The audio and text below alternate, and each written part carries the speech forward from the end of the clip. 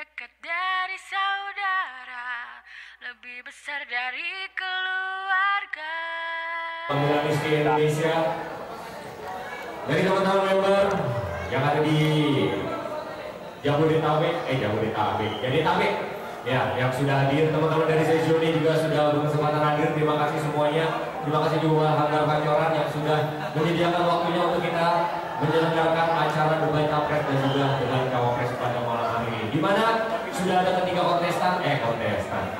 ketiga calon capres dan juga calon cawapres yang nanti akan duduk mengisi di kursi panas yang sudah disediakan oleh tim formatur tentunya. Di mana di tahun 2015 ini, pemilihan 2015 meloloskan 3 calon capres dan juga 3 calon cawapres. Iya. Nanti biarin aja. Nanti juga maju dengan sendirinya ya teman-teman yang masih ada di belakang di depan pintu. Silakan cari tempat yang kosong nih di depan biar penuh, biar kelihatannya penuh aja rame. Juga sudah hadir moderator yang akan memimpin jalannya debat capres dan juga cawapres pada malam hari ini. Ayo teman-teman yuk, rapatkan barisan ke depan biar enak nanti melihat idolanya ada di depan, ya kan. Pilihan-pilihan teman-teman mungkin semuanya sudah sampai saat ini sudah menentukan pilihannya, siapa kira-kira teman-teman yang bakal pilih untuk menjabat sebagai Presiden Pemilihan Miski Indonesia masa jabatan 2015 sampai dengan 2018. Oke, untuk acara selanjutnya setelah pembukaan kata sambutan nih. Iya, ini untuk mengawali semuanya lah. Sambutan dari Wapres. Masih menjabat Wapres nggak sekarang, Bang Eki? Oh masih, kirain udah udah lepas gitu. Ya, kata sambutan dari Bapak Presiden Indonesia, Bapak Hendra Gugun. Waktu dan tempat kami persilakan. Ya, assalamualaikum warahmatullahi wabarakatuh. Waalaikumsalam. Ya, puji syukur kehadirat Allah Subhanahu Wa Taala yang sudah memberikan kita kesehatan sampai bisa berkumpul di sini. Ya, terima kasih terutama untuk tim formatur, tim formatur yang sudah menyelenggarakan debat capres cawapres kali ini. Ya, ini rutinitas kita secara 3 tahun dan mudah-mudahan apa yang sudah kita legalkan, apa yang sudah kita persiapkan, dan visi dan misi calon presiden dan wakil presiden Indonesia 2015-2018 nanti bisa kalian tanyakan, juga nanti kalian kawal sehingga prosesnya bisa berjalan. Dan pesan terakhir dari gua kepada teman-teman semua member dan Indonesia supaya tidak terlalu terprovokasi dan tidak terlalu istilah gua gila-gilaan dalam mendukung capres dan cawapres, dan juga jangan sampai ada black campaign istilahnya, sehingga suasana kekeluargaan yang sudah kita bangun dan kebersamaan yang sudah kita jaga ini bisa terus dijaga sampai 3 tahun ke depan. Dan mudah-mudahan Indonesia bisa terus berkembang. Amin. Itu aja dari gua. Semoga acaranya berjalan lancar, dan sekali lagi terima kasih untuk teman-teman yang sudah datang, dan khusus tim formatur. Terima kasih sekali lagi. Kurang lebihnya mohon maaf. Wassalamualaikum warahmatullahi wabarakatuh. Waalaikumsalam warahmatullahi wabarakatuh. Terima kasih Pak Pres untuk sambutannya. Ya, satu kata, satu poin tentunya yang dicermati oleh Pak Pres. Jangan terprovokasi, ya kan? Demokrasi tetap harus berjalan, ya kan? Ini negara kita, negara demokrasi, ya udah demokrasi lah, gitu kan intinya. Jangan gampang terpancing dengan hal-hal yang menurut kita sudah memecah belahkan kita. Tetaplah kita satu keluarga, kita satu saudara, ini seperti itu. Selesai pemilihan, kita kumpul tetap menjadi satu wadah di Pemilihan Miski Indonesia, ya intinya itu. Oke, next gue akan panggilin ketiga calon, peserta goyang rumah, bukan ketiga calon capres dan cawapres. Mulai dari nomor 1. Ini dia, kita panggilkan capres kita, Bung Persada Arita Wijaya atau biasa dipanggil Arif. Silakan maju. Oh, di sebelah sini untuk nomor 1. Wakilnya, ini dia. Rizky Kavi Abdillah. Atau biasa yang dipanggil Eki. Silakan. Menempatkan posisinya. Berdiri dulu, Pak. Oh, berdiri dulu. Ya, ya di sini dulu, Pak. Sini. Nah, siap. Oke, untuk nomor capres nomor 2 kita panggilkan Bung Yanto atau Bung Toel untuk bisa silakan wakilnya Bung Dadar Satyadi atau biasa dipanggil Nanda untuk bisa naik ke atas panggung.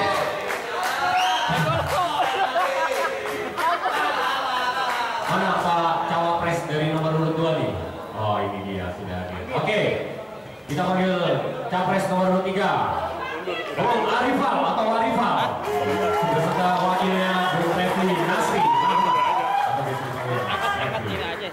Silakan tim fotografer media online maupun media cetak untuk memperhatikan. Kuat Pak, kuat.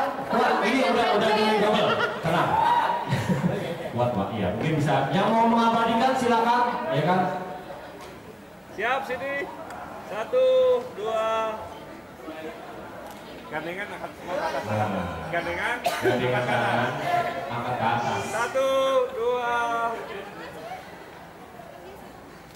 Sekali lagi. Oke, udah. Oke, sudah. Boleh duduk, silakan menempati tempat duduk yang telah disediakan. Ini ada nomor urut 1, ya kan? Capres cawapresnya sudah hadir di sini, nomor urut 2 juga sudah hadir, nomor urut 3 juga sudah hadir. Nah, yang kurang cuma 1. Ini moderator yang akan memimpin jalannya debat capres dan juga cawapres pada malam ini. Kita bayangkan saja kepada sang moderator kita, Bapak Hendra Gugun. Oh, ada di sini, silakan Pak Hendra. Jadi nanti jalannya debat capres ini bakal dipimpin langsung sepenuhnya oleh Bung Moderator, ya. Nanti akan bertanya-tanya, memberikan kesempatan kepada teman-teman yang ada di sini juga untuk bertanya. Ya, jadi mungkin langsung aja gua serahin ke sang moderator. Waktu dan tempat kami, silakan. Ya, assalamualaikum warahmatullahi wabarakatuh. Ini di mana gue nih? Tim koordinator. Sini, Pak. Sini aja. Nih, di belakang gua udah ada tiga calon presiden dan wakil presiden. Nomor urut 1 Ariel dengan Eki. Mana tepuk tangannya loh? Kedua, nomor urut 2 yaitu Yanto dan Dana. Ya, sisi kiri kayak nasional suaranya.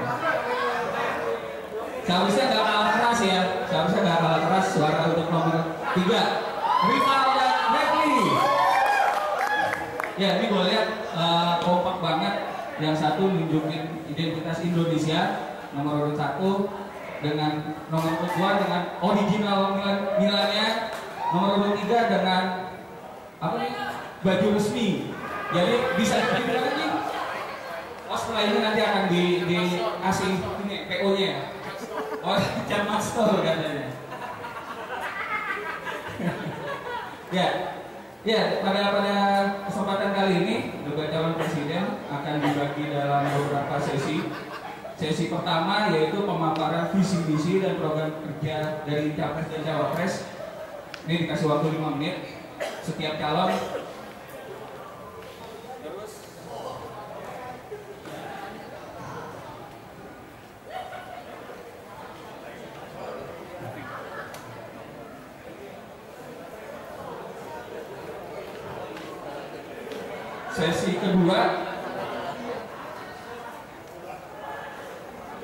Sesi kedua nanti dari moderator akan memberikan pertanyaan kepada sama masing-masing capres. Sesi ketiga yaitu titipan pertanyaan dari Sezione, yang sudah kita rekap. Keempat, pertanyaan dari member. Jadi teman-teman yang hadir di sini punya waktu, punya sesi pertanyaan, nanti dapat kesempatan untuk memberikan pertanyaan, baik hubungan ataupun pertanyaan kritik dan lain-lain, ada di sesi keempat. Kelima, pertanyaan dari satu capres ke capres lainnya, itu di sesi kelima. Dan ketujuh nanti hiburan aja, jadi ada sesi-sesi hiburan lah, seru-seruan aja nanti. Oke, kita mulai. Untuk mempersingkat waktu, Kita mulai sesi pertama dari berdasarkan nomor urut ya. Tadi formatnya sudah setuju berdasarkan nomor urut dan juga capres dan cawapres. Pemaparan visi dan misi dari capres cawapres nomor urut 1 yaitu Arir dan Eki. Waktunya 4, saya silakan.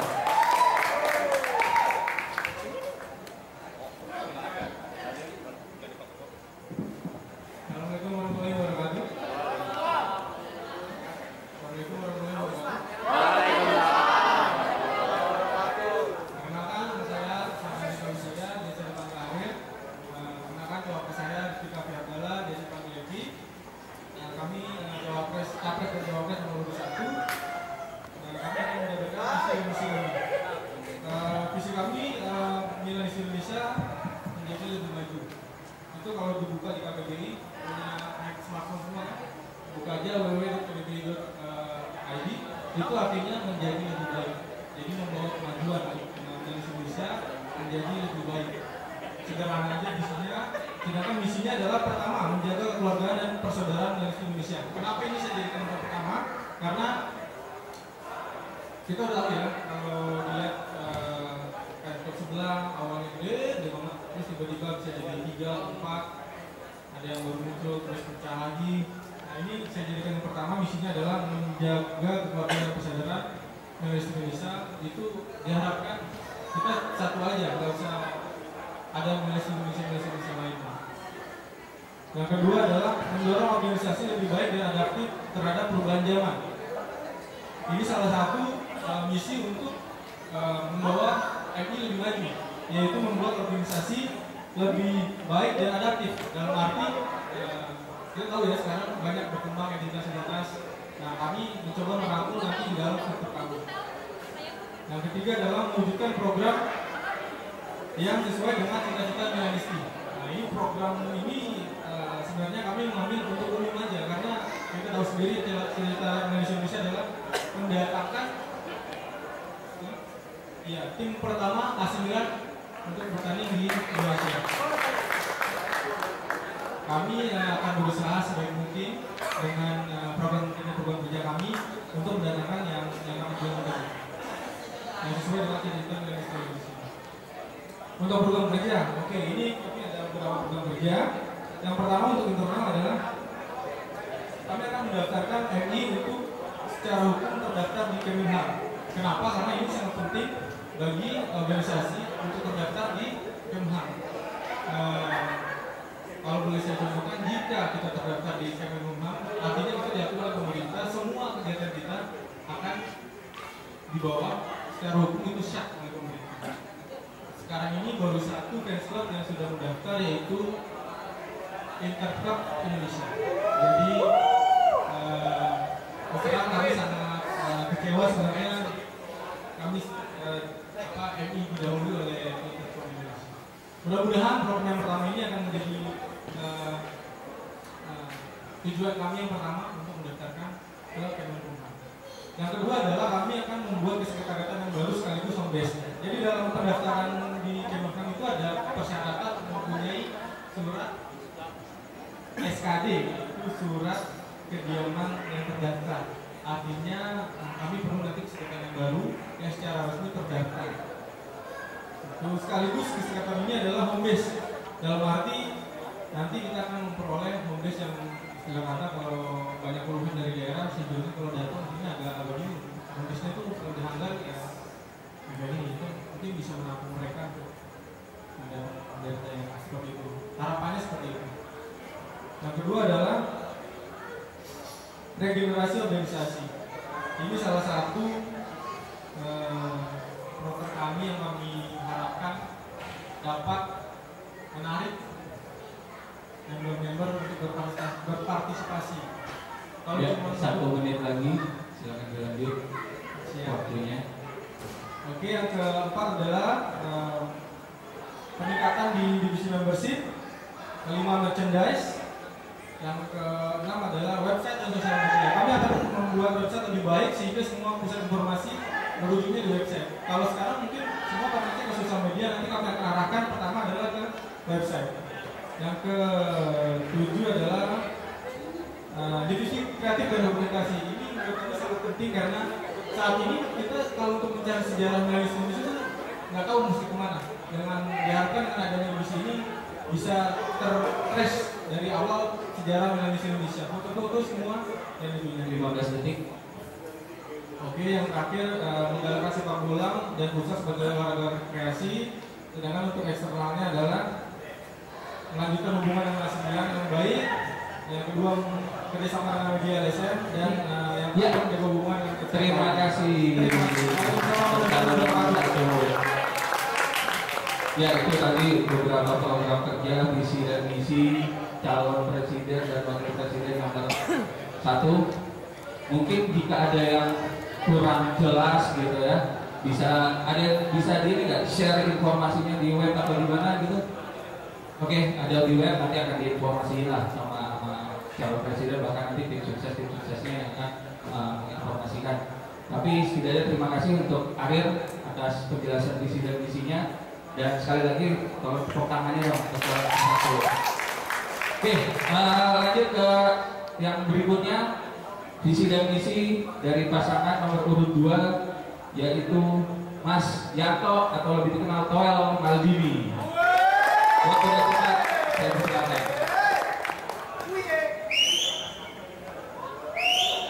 Assalamualaikum warahmatullahi wabarakatuh. Selamat malam, buonasera.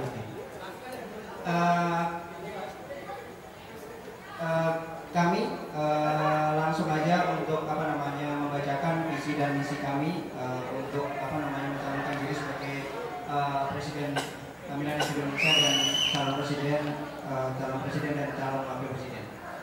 Misinya yang pertama adalah visi menjadikan Milanis Indonesia sebagai organisasi yang memberi manfaat bagi seluruh anggotanya dan masyarakat Indonesia pada umumnya, serta menjadikan rumah kedua bagi mereka.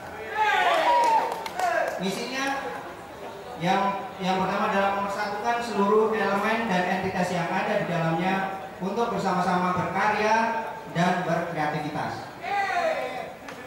Kemudian kedua adalah mengintensifkan komunikasi dan bekerja sama dengan AC Milan dan Milan Club Internasional.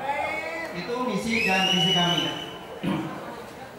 Setelah itu ada beberapa program untuk mencapai visi dan misi itu adalah yaitu program internal dan program eksternal. Saya mulai dari program internal. Yang pertama adalah masalah membership. Membership ini kita akan memperbaiki fasilitas membership, ditingkatkan lebih baik. Terus kemudian kita akan bikin terobosan baru semacam smart card atau AMI card biar multifungsi seperti ini. Jadi nanti kita akan bekerja sama, mungkin pihak ketiga, mungkin bank, ada beberapa bank yang akan bekerja sama dengan kita kalau seandainya saya dikasih amanah. Kemudian selanjutnya adalah masalah merchandise. Merchandise akan saya bikin dalam terbuka, semuanya bisa berkesempatan untuk mengikuti.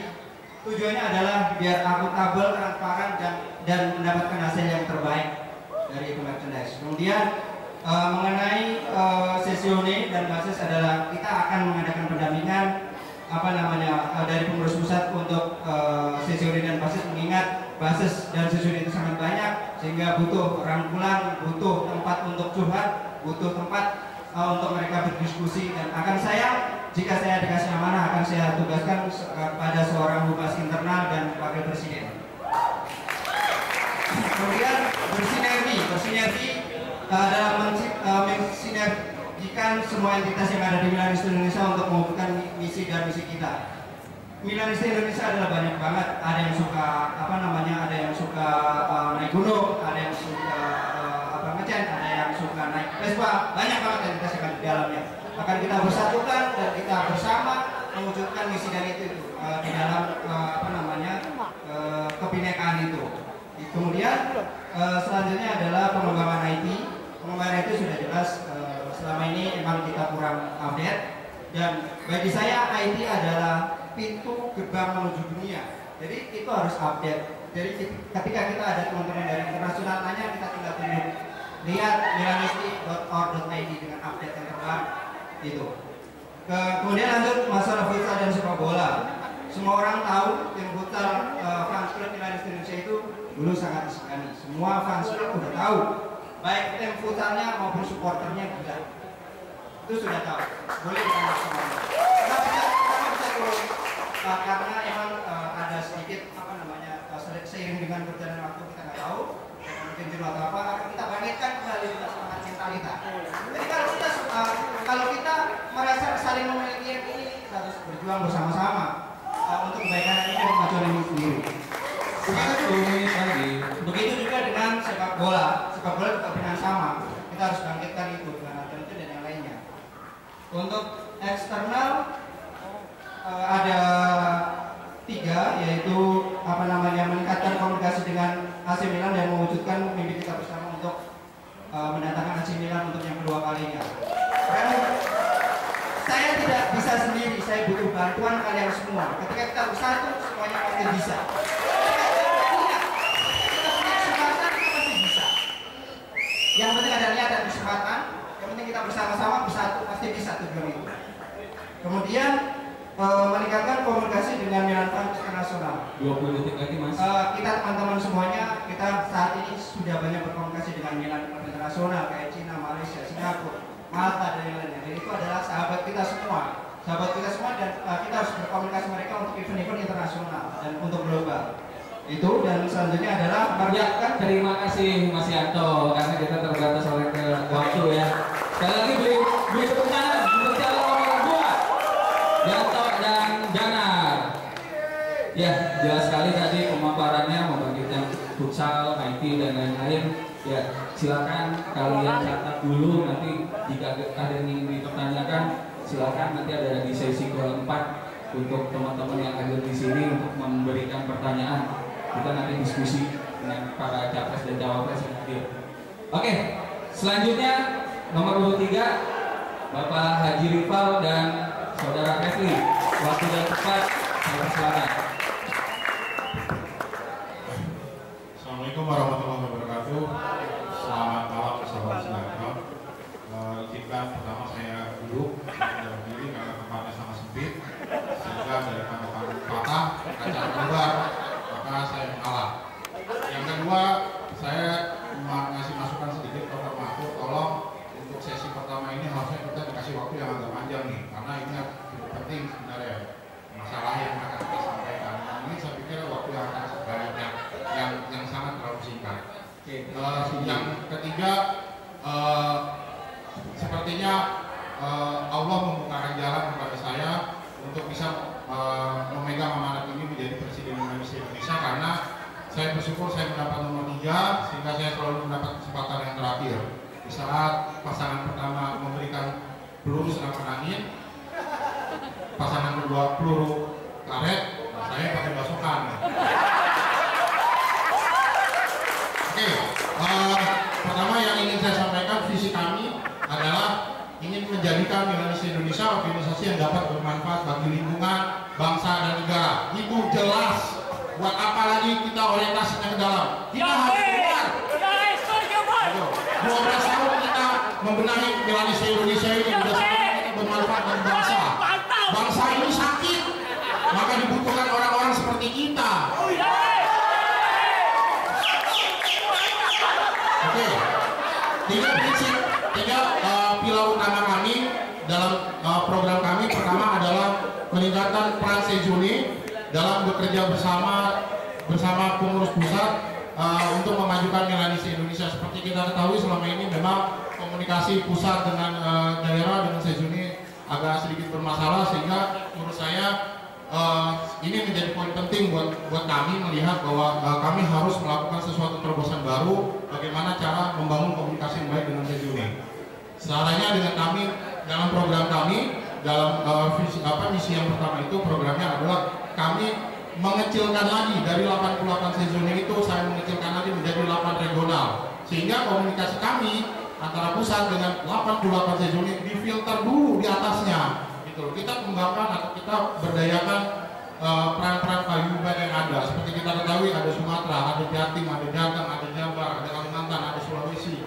Yang belum jalan adalah Indonesia Timur dan Kalimantan. Insya Allah saya akan melakukan pendekatan ke Sejuni itu untuk bisa bersatu bersama membuat sebuah paguyuban sehingga komunikasi kami menjadi lebih baik. Yang kedua adalah melakukan prioritas.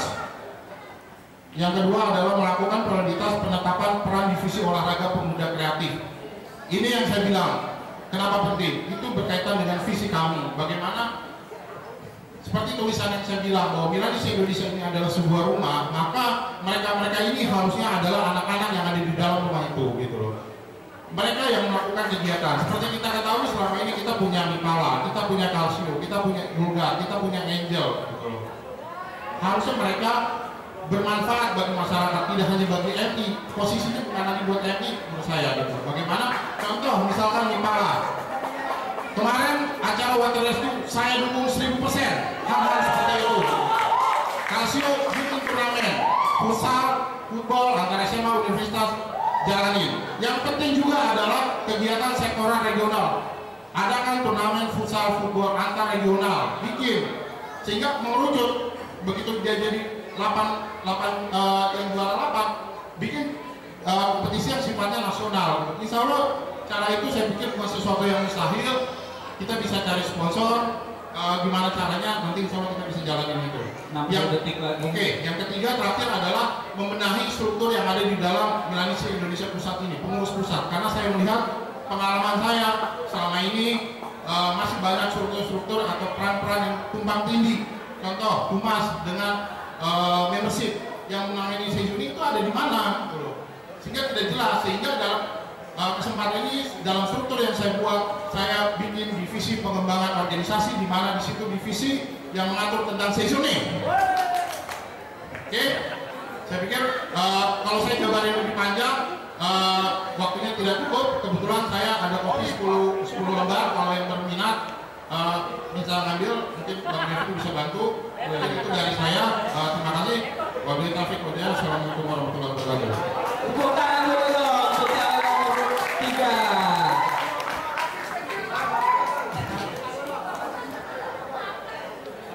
Ya, terima kasih untuk Haji Ripal atas pemaparan visi dan misinya. Untuk formatur tadi itu ada masukan dari Ripal. Ya, kita masuk ke sesi kedua. Mungkin biar relax dulu, minum lah silakan. Nggak ada cemilan ya? Nih, ketua panitia formatur nggak ada cemilan nih buat ini.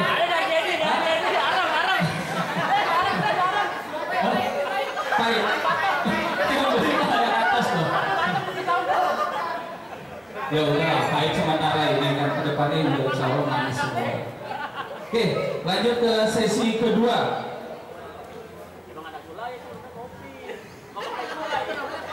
Ya, kebetulan gue dikasih kepercayaan nih untuk jadi moderator, di mana pada sesi kedua ini pertanyaan itu dari gue sendiri sebagai moderator.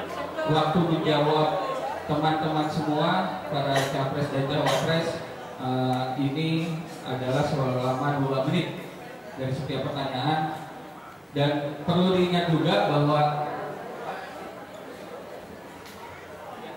yang jawab itu capres semua ya, karena minggu depan insya Allah kita akan mengadakan kembali debat cawapres. Jadi mungkin cawapres punya cara bicara yang berbeda, biasanya akan juga berbeda juga pandangan visi dan misinya gitu. Jadi pada kesempatan kali ini nanti capres yang akan menjawab semua pertanyaan. Oke, pertanyaan pertama saya mulai dari ujung dulu. Katanya tadi lempar basoka, sekarang kita kasih peluru karet untuk capres nomor 3.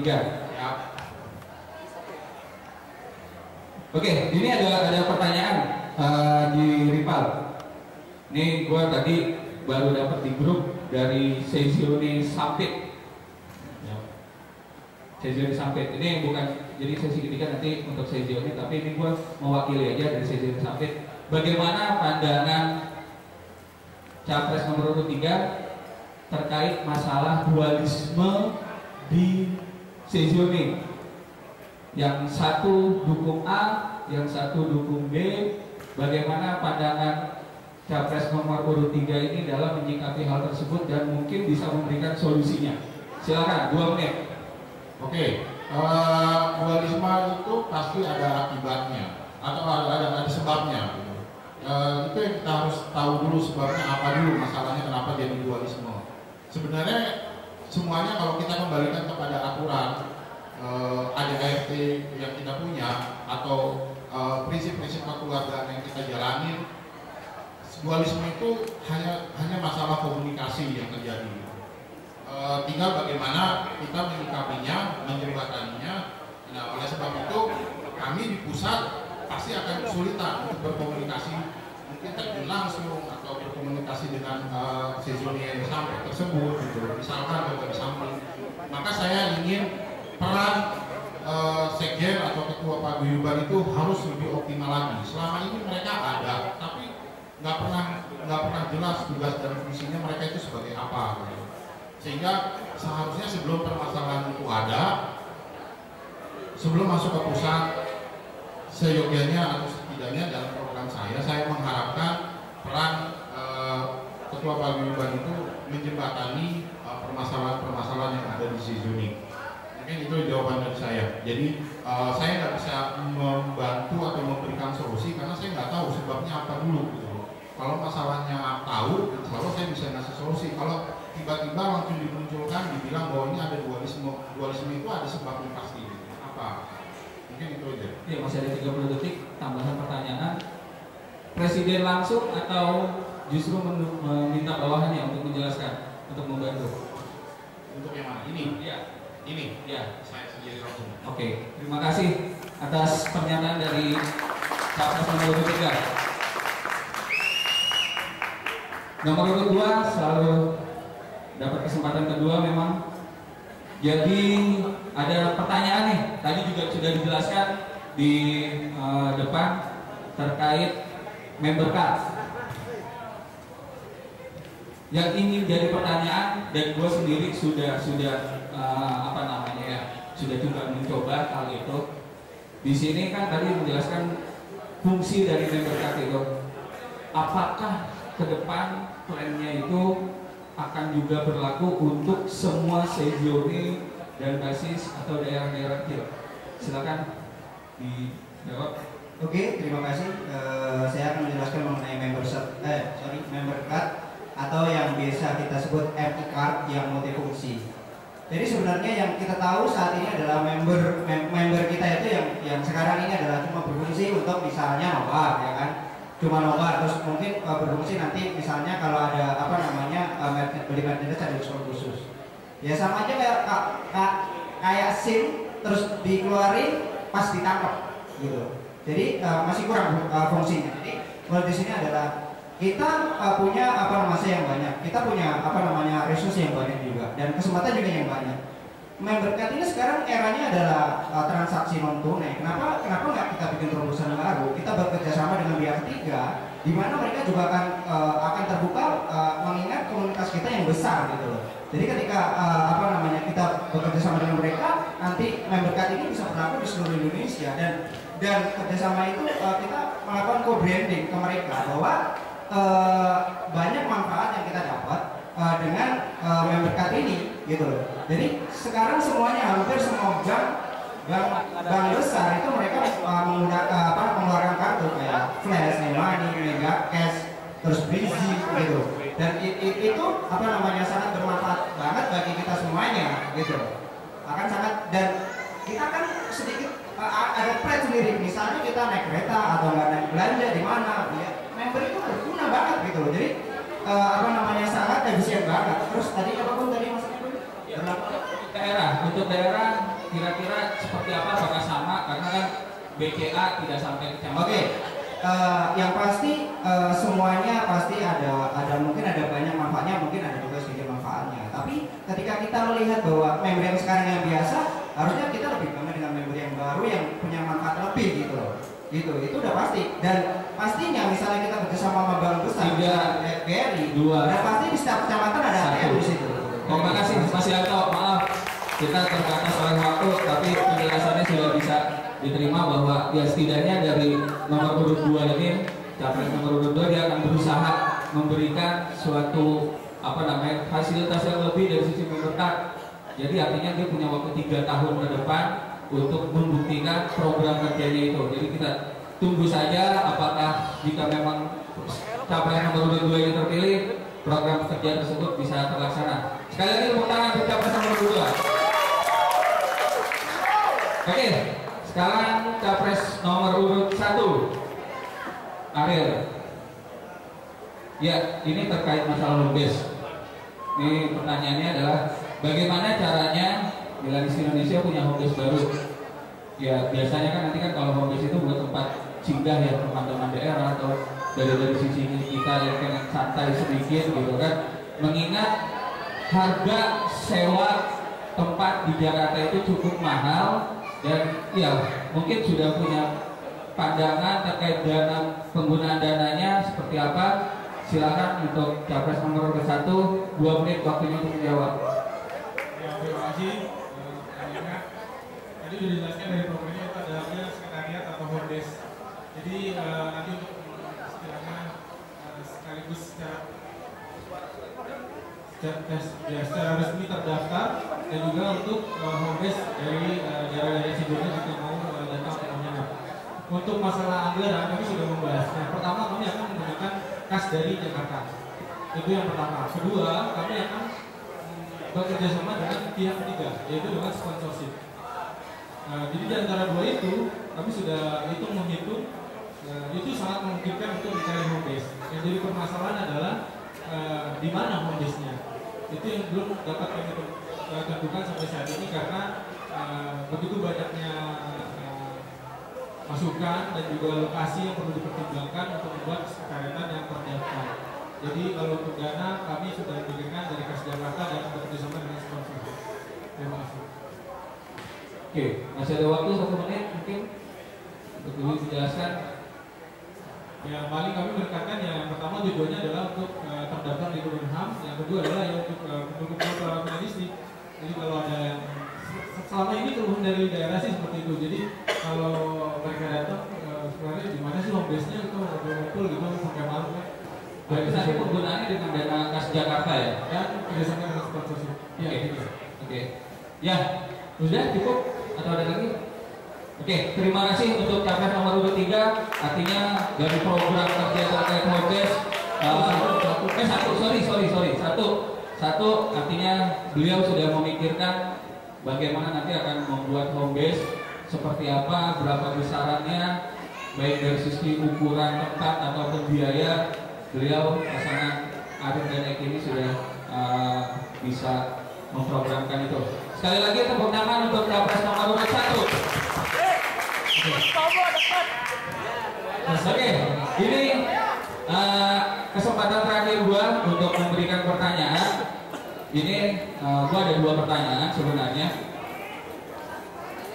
Pertama untuk capres nomor 2, Mas Yanto Konstol Maldini. Oke, 2 pertanyaan. Pertanyaan pertama yaitu terkait program kerja mendatangkan AC Milan di Indonesia. Bagaimana caranya? 2 menit. Nanti pertanyaan keduanya. Mendatangkan AC Milan ke Indonesia adalah mimpi kita bersama. Mimpi kita bersama seluruh rakyat Indonesia. Semuanya mimpi itu mimpi adalah kunci. Gua mimpi pergi ke San Siro, ya mimpi dulunya, tapi dengan semangat dan tekad gue bisa. Jadi asal kita punya semangat dan kita punya niat udah pasti bisa. Pertama adalah kita sampai sekarang sudah bisa berkomunikasi dengan manajemen AC Milan. Terbukti kemarin dalam ulang tahun kita dapat ucapan khusus dari pemain-pemain AC Milan. Kami bersama AC Milan. Ya itu adalah perjuangan kita semua, bukan saya. Saya butuh sekalian semua untuk mewujudkan itu. Gitu. Saya hanya sebagai penggobrak aja. Saya sebagai martir untuk untuk mewujudkan mimpi-mimpi kita semua. Gitu. Jadi bagaimana cara mendatangkan? Kita sudah berkomunikasi dengan mereka. Mereka sudah tahu siapa kita. Mereka sudah tahu semuanya. Kita sudah berkunjung ke kantornya. Kita sudah berkunjung ke kantor baru, ke tempat latihannya. Setidaknya mereka sudah tahu siapa kita, seberapa besar kita. Dan itu adalah modal bagi kita semua untuk meyakinkan manajemen AC Milan untuk datang ke sini. Tapi sekali lagi kita nggak bisa sendiri, kita harus bersatu. Kita harus bersatu untuk mewujudkan itu. Target realistisnya kapan, Mas? Kalau tahun ini, kalau untuk musim ini agak berat, karena mereka saat ini mereka fokusnya ke Asia, terutama ke Jepang dan ke Cina. Tapi kemungkinan bisa jadi kita tarik sebelum ke Australia, bisa jadi kita tarik ke sini sebelum ke Australia. Tapi itu adalah membutuhkan energi yang cukup besar dan lobby yang cukup tinggi. Gitu. Tapi mengingat di bulan Juli mereka akan ke Cina, ya setidaknya akan sangat mepet dan itu agak berat kalau untuk di musim ini, bisa jadi musim depan. Gitu. Oke. Siap, terima kasih Capres nomor 2. Tepuk tangannya dong untuk Mas Yanto malam ini. Ya, sekarang untuk Capres nomor 1 dengan pertanyaan yang sama terkait kedatangan AC Milan.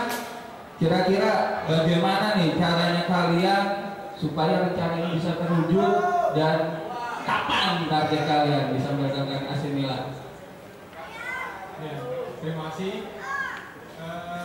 Kalau dilihat cara ini sih dari serta sederhana aja, tapi emang menjalin dengan baik. Tapi gini, kemarin kami sempat ngobrol dengan tim ses kami dan dengan Eki. Member kita berarti sekarang 18.000. Kemarin itu kami sempat ngobrol dengan satu promotor dari Indonesia, atau disebut namanya.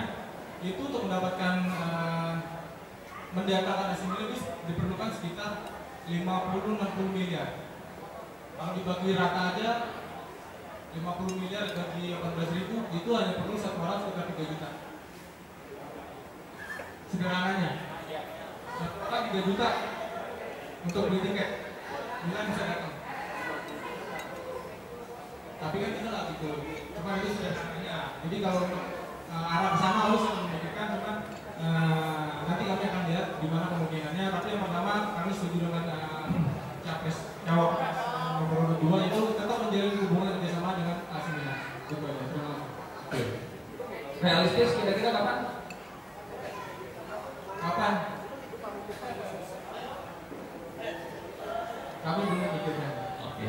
Berarti Berarti kalau itu lebih membebankan kepada para member ya dengan 3 juta. Ya, kalau memang mau tahun depan setiap member 3 juta datang Mas Milan. Oke. Seharusnya dibagi dengan 134.000 followers kita di Twitter. Artinya beban teman-teman semua lebih ringan. Ya, memang. Ya, ada lagi? Ya itu gambaran aja karena memang members kita resmi kurang lebih 18.000 gitu. Tapi kita punya followers 134.000, terus di Twitter dan di Facebook itu ada 150.000. Artinya member kita jauh lebih banyak dan gua yakin fans AC Milan di Indonesia 5 kali 10 kali lipat dari jumlah like yang kita di Facebook 250.000. Facebook 250.000, 255, 10 kali lipat itu udah 2 juta. Ya kan, artinya teman-teman mungkin cuma 5.000 lah. Oke, kesempatan terakhir untuk capres nomor 3 untuk menjelaskan bagaimana programnya atau gimana realisasi agar AC Milan bisa datang ke Indonesia kembali untuk yang kedua kali. Silakan, Pak Rifa. Ya, terima kasih moderator. Saya mencoba realistis aja. Yang bisa kita lakukan sebagai organisasi massa adalah melakukan pendekatan dan lobby kepada pihak-pihak yang kita rasa mungkin untuk bisa mendatangkan AC Milan. Posisi kita adalah meyakinkan kepada orang-orang tersebut bahwa kita punya massa, kita punya kemampuan untuk bisa mensukseskan kedatangan Milan. Kita beri keyakinan kepada mereka bahwa kita bisa memerah hitamkan GBK. Jadi saya rasa itu target program realistis yang saya lakukan, yang mungkin kita lakukan. Sementara memang yang saya tahu perkembangannya memang sudah ada beberapa promotor yang mencoba untuk mendatangkan Milan. Kalau kita nanti atau saya atau kami diamanahkan untuk memimpin Milanis Indonesia, saya akan menugaskan Humas untuk melakukan pendekatan dan lobby serta memberikan keyakinan kepada pihak-pihak tersebut bahwa kami Milanis Indonesia pasti akan mensukseskan acara atau kegiatan AC Milan yang akan datang Mungkin itu jawaban realistis yang bisa kami sampaikan. Oke, jadi lebih kepada dukungan ke IO atau pihak manapun yang ingin datang. Ya, karena posisi kita sebagai organisasi massa yang bukan non-profit, jadi kita nggak bisa, sorry kalau gue bilang kayak contoh misalkan usulan dari lahir, ya udah itu kan kasar misalkan kita begitu. Tapi kita pasti butuh promotor, kita butuh sponsor pasti itu. Ya. Oke, terima kasih untuk Haji Ripal penjelasannya. Balik lagi di Haji Ripal, nanti urut ke sini. Pertanyaan terakhir dari gua. Ini kan tadi kalau untuk datangin AC Milan kita butuh dukungan teman-teman semua ya. 100.000 itu harus hadir di GBK kalau Milan datang. Siap nggak? Siap. Nah, yang gua pengen pertanyakan untuk para capres dan cawapres ini, di luar formatur, 7 orang tim formatur, sebutkan minimal 3 orang yang akan kalian rekomendasikan atau masukkan dalam kepengurusan. Silakan. Di luar formatur. Di luar formatur yang hadir di sini, kalian bisa lihat ada 100-200 orang yang hadir di sini. Silakan. Mungkin selama ini saya tidak pernah bilang, tapi saya sering bercanda bahwa tujuan saya untuk pemira ini jelas hanya satu, mengembalikan dana Eki dan Arif ke dalam kepengurusan serta mengembalikan Mas Yanto kepada Dewan Pembina. Selesai. Tapi di luar para capres yang lain siapa? Disebutkan 3 aja. 3 orang yang mungkin dikenal yang kalian yakin bisa membantu kepengurusan. Yang potensial banyak. Saya pikir SDM di mana di Eki luar biasa. Kalau saya harus menyebutkan 3, saya suka dengan cara atau pemikiran atau penyampaian ataupun gaya stylenya Abdi Nugraha. Ada orangnya nggak? Abdi ada. Abdi, gue suka dengan gaya dia. 1. Lalu gue suka dengan gayanya Andi Sulastiana. Itu punya potensi. Oke, 2. Dan satu lagi gue suka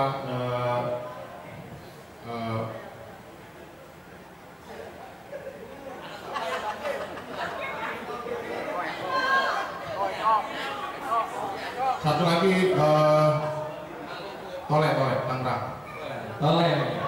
Artinya 3 orang itu yang bisa direkomendasikan atau nanti akan diwawancara lah ya untuk jadi dalam kepengurusan.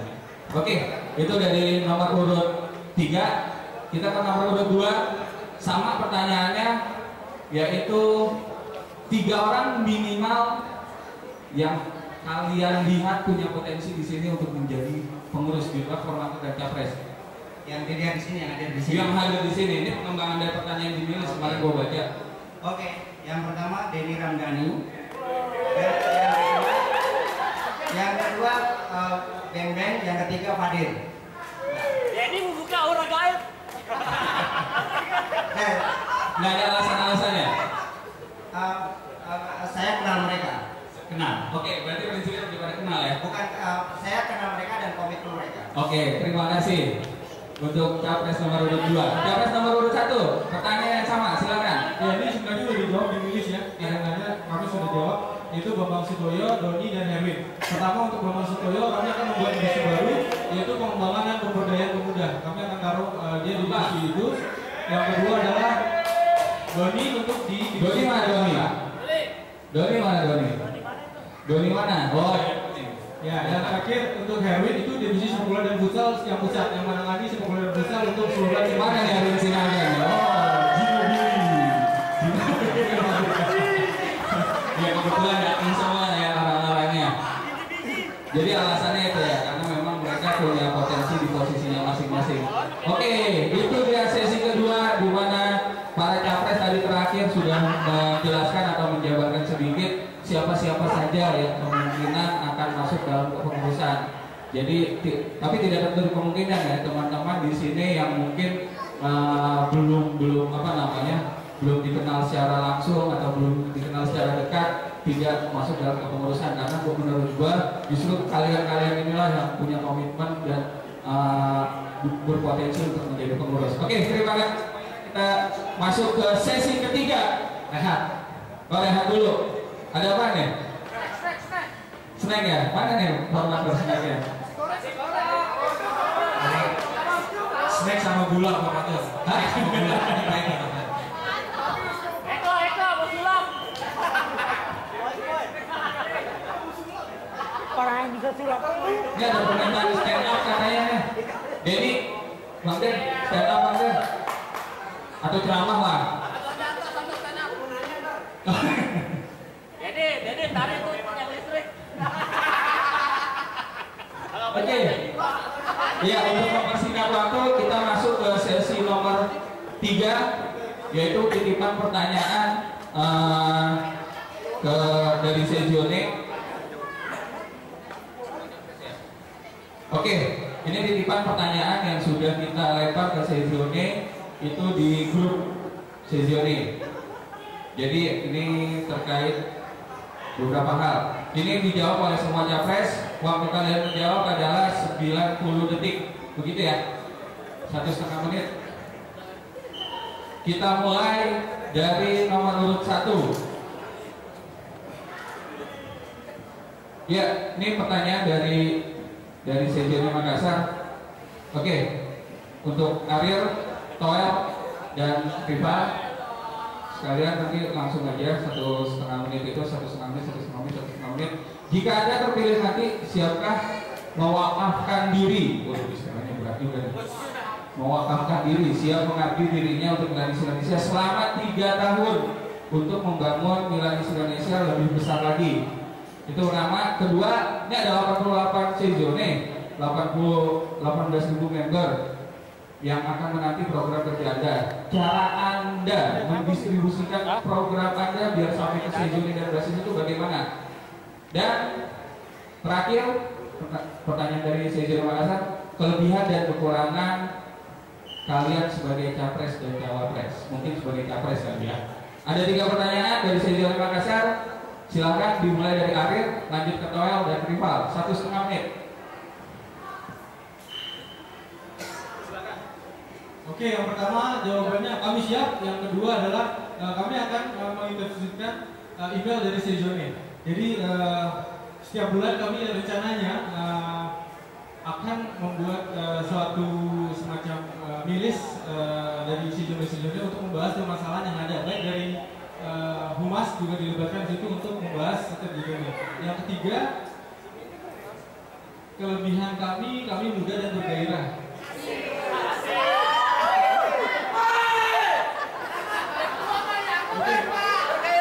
Untuk kekurangannya karena kami masih muda dan bergairah, banyak yang percaya sama kami. Itu aja.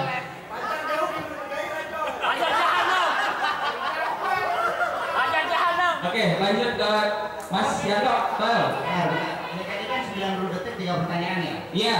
Yang pertama tadi Siapkah mewakafkan diri 3 tahun?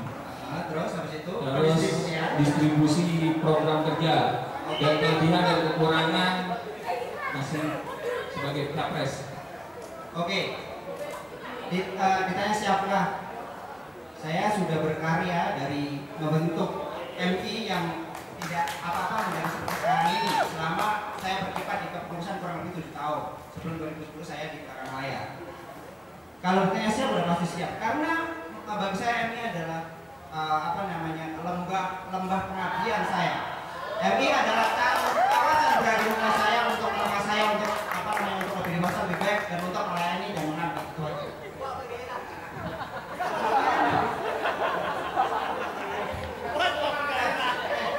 Harap tenang. Silakan dilanjut Mas Tok. Lanjut. 88 Sezione. 8 Sezione adalah kita maksimalkan Sumas dan Wapres karena selama ini Mahfud Sumas dan Wapres tidak bergerak dengan bagus. Dan yang pasti ketika saya bisa mengontrol langsung, kebetulan saya bekerja di perusahaan yang bisa keliling, ya bisa keluar kota lah, dan bisa mengontrol untuk itu. Dan saya bisa untuk mendistribusikan semua program-program itu. Kelebihan dan kekurangan, kelebihan mungkin kalau bisa biar nggak sombong, mungkin semangat dan mentalitas saya dasar untuk mengabdi dan melayani, itu aja. Kekurangan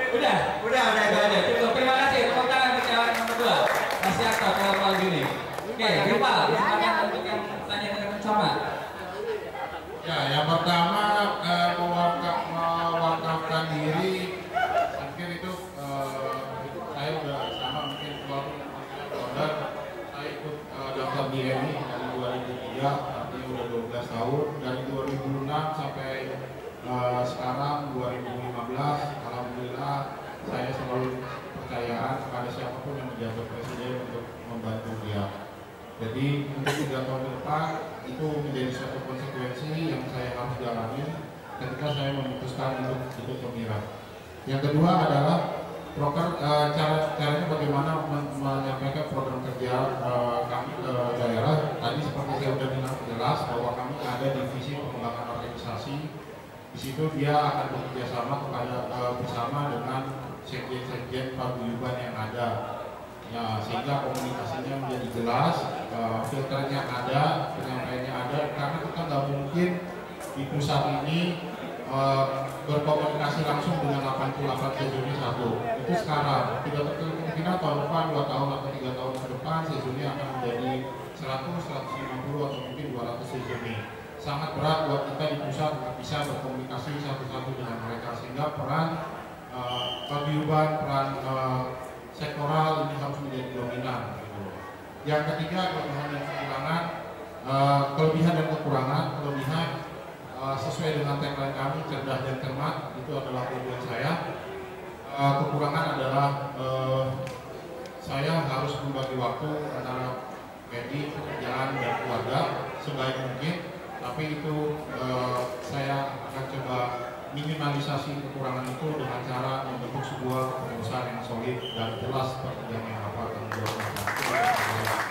Oke, terima kasih pada calon nomor urut 3. Kita mulai, masih ada titipan dari pertanyaan dari Sezione Magelang. Untuk calon nomor urut 2 dimulai dari nomor urut 2, 3 dan 1. Satu pertanyaan aja yang kita pilih. Bagaimana penanganan untuk basis kedepannya jika Anda terpilih?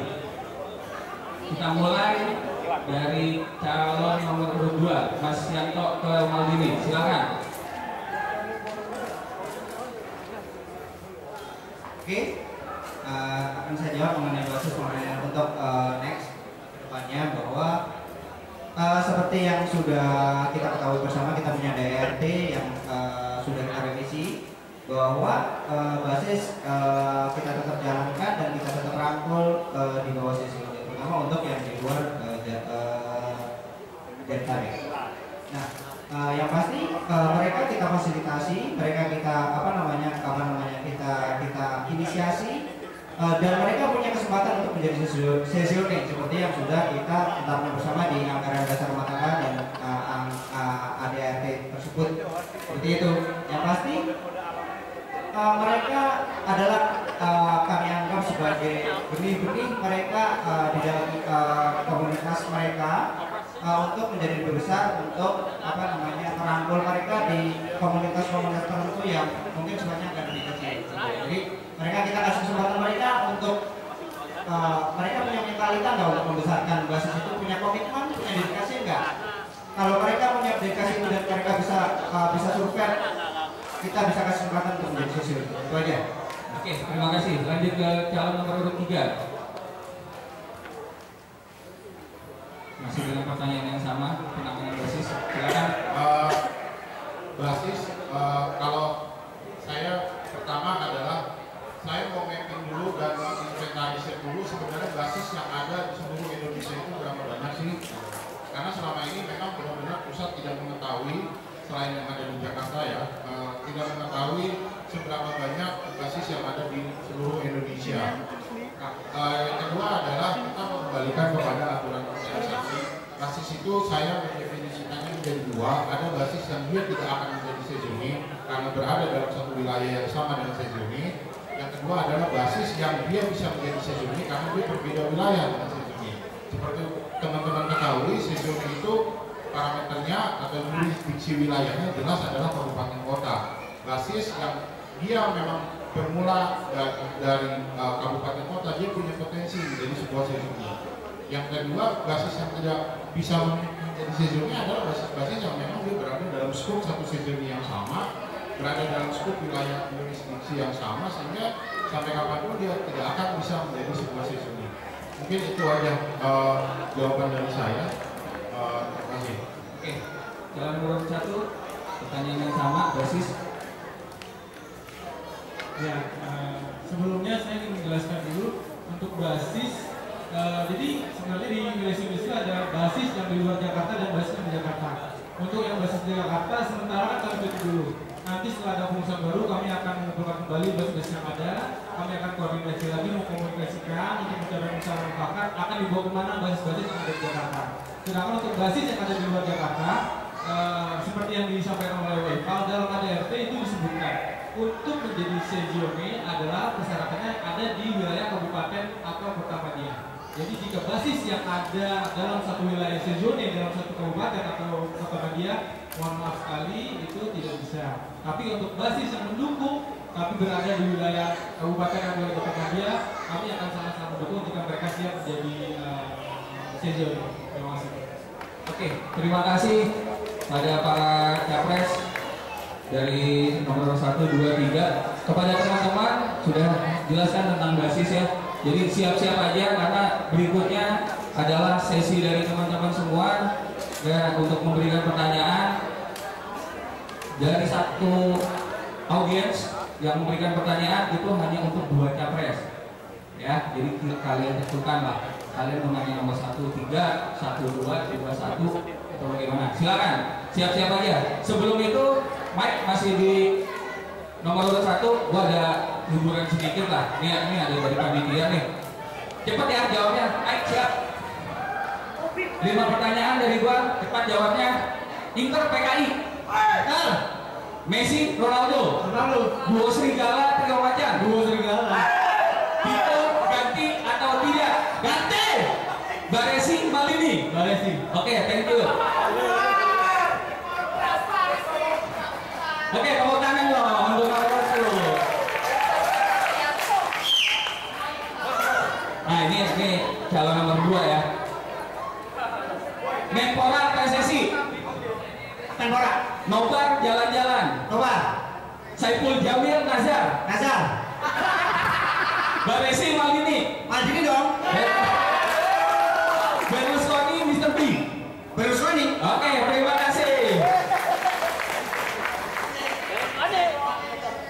Bisa satu lagi buat itu. Oke, untuk nomor 23.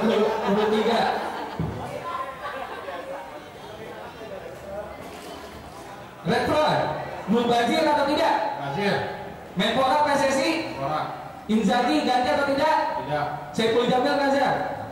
Trio macan, duo serigala? Dua.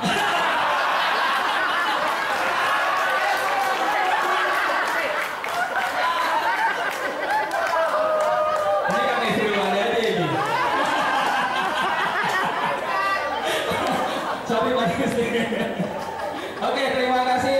Siap-siap teman-teman, mana yang ingin memberikan pertanyaan? Para capres nanti diberikan waktu menjawab selama 90 detik. Terus kita kasih ke 5 orang audiens. Siapa yang memberi pertanyaan? Hanya 1 pertanyaan saja. Oke? Syaratnya itu, dan seperti tadi gue bilang, diberikan kepada 2 capres yang kalian tentukan. Silakan tunjuk tangan. Siapa yang nanti?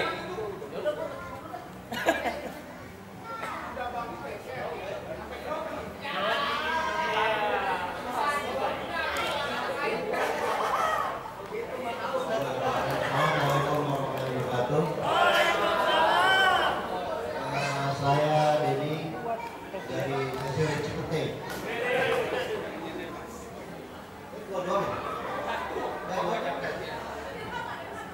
Saya mau nanya ke capres nomor 1 dan 2. Saya mau bicara teknis ya. Seperti kita tahu makin kemari basis di Jakarta khususnya makin banyak. Itu ada untung dan ada kurangan kalau saya bilang. Kelebihannya adalah kita dapat menjaring member di bawah dengan adanya basis itu. Yang kedua adalah kekurangannya, kalau boleh saya bilang kekurangan di makin kemari walaupun nilai terpuruk makin ramai. Tapi minusnya adalah dianggap ramai tapi jadi ada yang blok A, blok B, dan non blok. Pertanyaan saya pada KP nomor 2, bagaimana cara teknisnya untuk biar bisa berbaur? Karena dulu itu logam sedikit ya, kalau saya. Tapi saya setuju sama pernyataan atas di Milis. Dulu tuh semua ngecek, semua ikut berbaur. Sekarang seakan-akan Hanggar ini, mohon maaf kalau saya bilang, Hanggar ini sekarang punya Ulgam sekarang udah semakin eksklusif. Mereka punya kurikulum baru, kita nggak bisa ikut-ikutan. Bagaimana cara untuk cara capres 1 dan 2 untuk membuat kita berbaur kembali seperti dulu? Bukan beberapa variasi pencian kita, tapi bagaimana kita bisa berbaur dengan semuanya di Hanggar yang ada di tiap nomor. Terima kasih. Ya, terima kasih Pak Denny. Silakan mulai dari nomor 2 Pak ya. Oke. Justru yang pasti saya akan jawab pertanyaan Denny yang bawa Pepari sekerdus langsung pulang.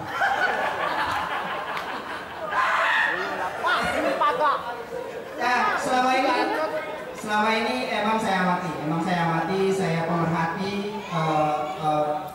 saya pelaku dari zaman dulu masih sepi sampai sekarang selalu ramai. Setelah saya amati adalah bahwa sebenarnya simpel kalau menurut saya adalah secara teknisnya adalah kita harus komunikasi dengan intinya adalah urun rembuk.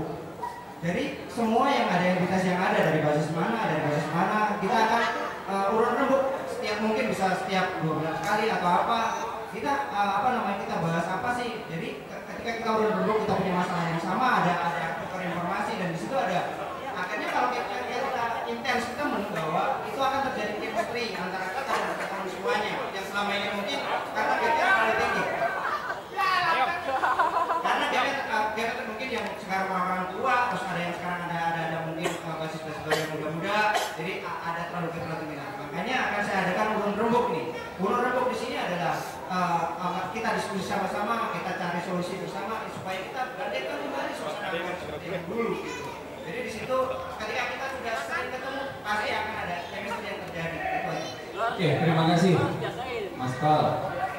Akhir, silakan. Ya, jadi udah disampaikan untuk basis Jakarta, khususnya Jakarta ya. Karena sekarang istilahnya ditukarkan dulu. Nanti setelah ada pusat baru, kami akan mengumpulkan semua basis yang ada di Jakarta. Kami akan ngobrol, komunikasi, mau dibawa kemana sih ini basis. Soalnya sekarang basis tuh namanya juga lucu kan. Harusnya kalau misalnya Jakarta Timur ya, Jakarta Timur, Jakarta Pusat, ada yang Tanah Abang, ada yang Kemayoran. Jadi kita satukan dulu visi kita mau kemana, dibawa kemana ini yang basis Jakarta. Kita ngobrol baik-baik dulu mau kemana. Setelah itu mungkin bisa agak mencair antar basis. Yang kedua kami nanti mungkin rencananya akan ada program mungkin masuk ke divisi event atau dibawa langsung ke sekretariat Jakarta.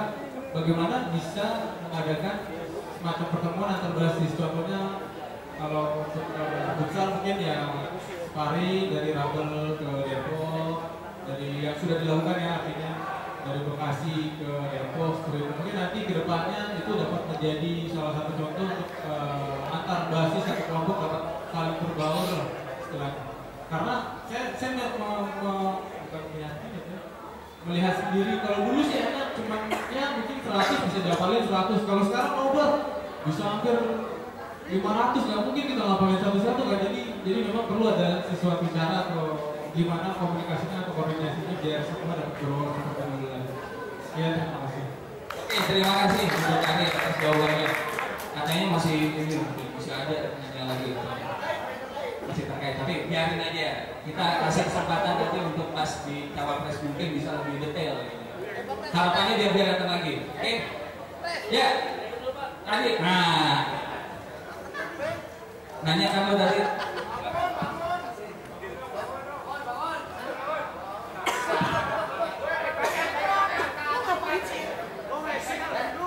Oke, nama saya Ruki dari basis. Saya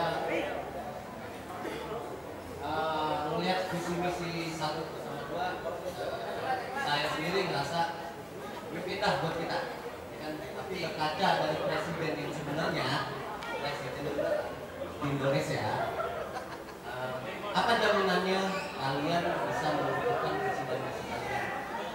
Banyak. Mulai dari 1. Ini pertanyaan untuk 1 dan 2. Silakan nomor 3 tidur aja.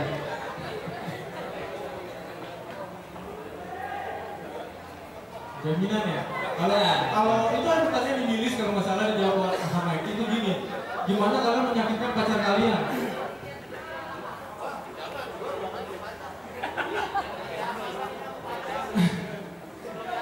Jadi yang bisa dilakukan adalah berusaha sebaik mungkin. Kalau ya itulah kekurangan tadi yang saya sudah bilang, kelebihan kami adalah mudah dan bergairah. Kekurangannya kita berbeda dengan orang. Jadi mungkin masih banyak keraguan di antara kalian semua untuk memilih kami. Kami sih akui, karena memang itu adalah kekurangan dari kami. Jadi kalau untuk dibilang jaminan ya, kalian bisa melihat sejauh mana sepak terjang kami dan dia ini. Cuma itu bisa kami berikan. Ya, terima kasih. Oke, betul. Puas nggak puas terima dulu ya. Masih ada sesi minggu depan.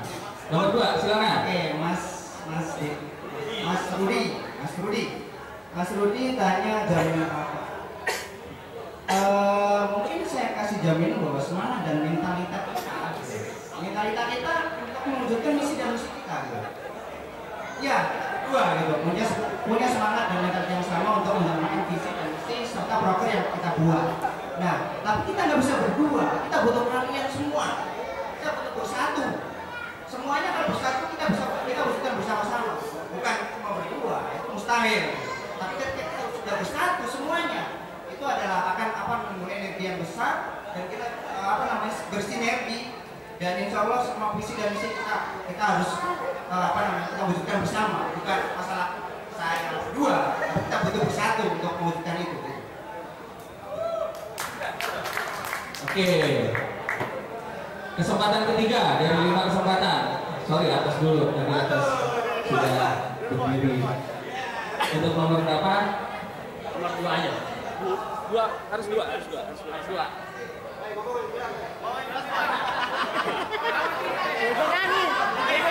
Batu 1 sama 2. 1 atau 2. Ayo, nama saya Kamaludin Abdillah, dikenal ke Atos Cavalera Konstitusi.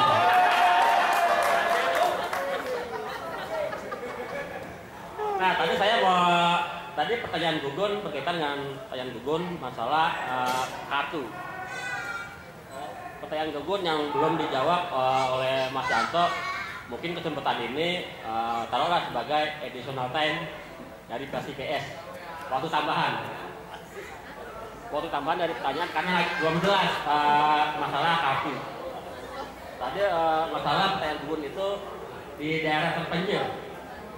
Bagaimana daerah terpencil yang bank-bank terbuka itu tidak ada kantor cabang, tidak ada perwakilan.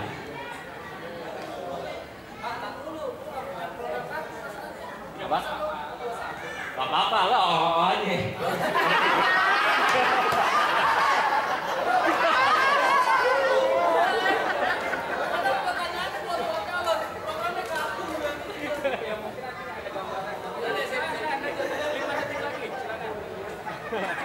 Jadi itu aja pertanyaan saya. Sudah, jangan kelahi. Oke, silakan nomor. Jadi gini, Bapak Kamaludin Abdillah. Jadi jelas sudah saya pastikan bahwa kita punya program adalah MIK, adalah multifungsi. Jadi multifungsi itu bisa dipakai untuk belanja dan yang lain-lain yang akan kita usahakan untuk menjadi member kita nanti. Pertama yang selanjutnya adalah kita kerjasama co-branding dengan pihak ketiga, di mana saat ini adalah banyak bank-bank besar mereka itu mengeluarkan kartu.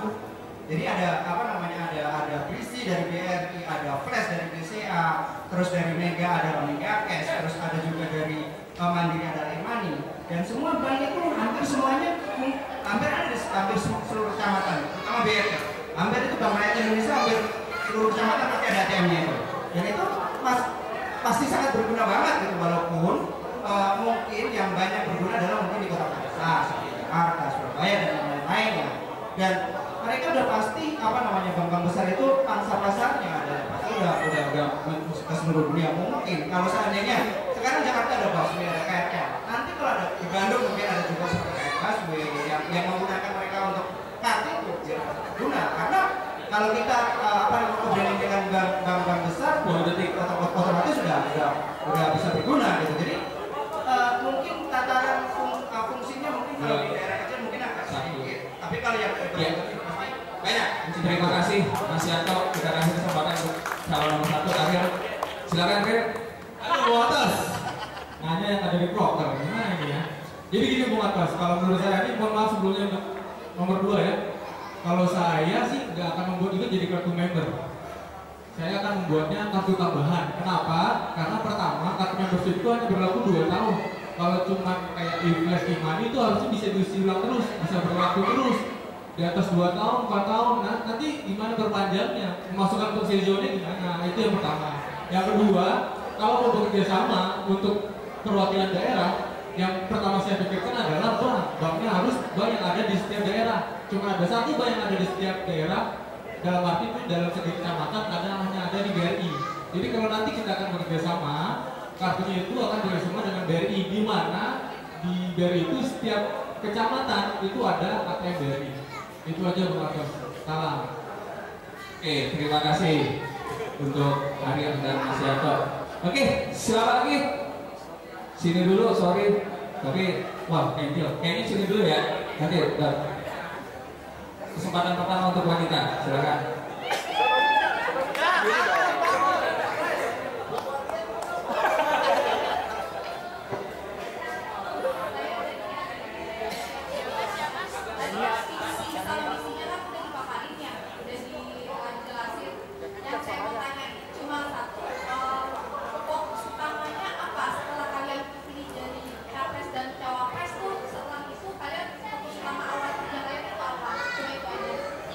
Kalau apa? Ya, dua tahun. Nah, itu dong nih, jawab lagi. Akhirnya nomor 3. Udah habis kuenya? Di ini. Silakan, jadi Pak. Pemilihan kurang nih.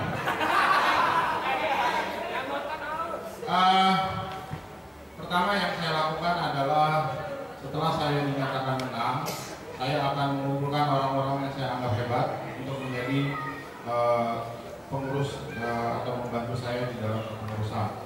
Yang kedua adalah saya menyampaikan apa yang saya inginkan, target-target apa yang saya inginkan kepada pengurus-pengurus tersebut sehingga kita sama-sama satu jalan, satu visi, satu tujuan, apa yang ingin kita capai. Target prioritas saya sesuai dengan program kerja kami itu pertama adalah bagaimana membangun jalur komunikasi yang baik antara pusat dan regional. Itu jelas menjadi pokok utama kami. Yang kedua adalah membuat atau menetapkan program-program secara nasional yang terkait dengan kegiatan-kegiatan MI sehingga MI nanti punya kalender organisasi tahunan sehingga tidak ada lagi tuh acara-acara yang kumpul-kumpulkan gitu. Dan yang ketiga adalah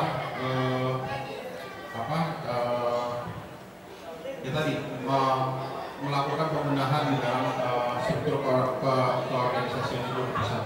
Mungkin itu langkah-langkah yang akan kita jalani. Kedepannya nanti dari struktur yang ada nanti kita semuanya sesuai dengan program yang kami buat. Terima kasih. Oke, pas. Terima kasih untuk calon nomor 3 rival. Calon nomor 2 Mas Noel.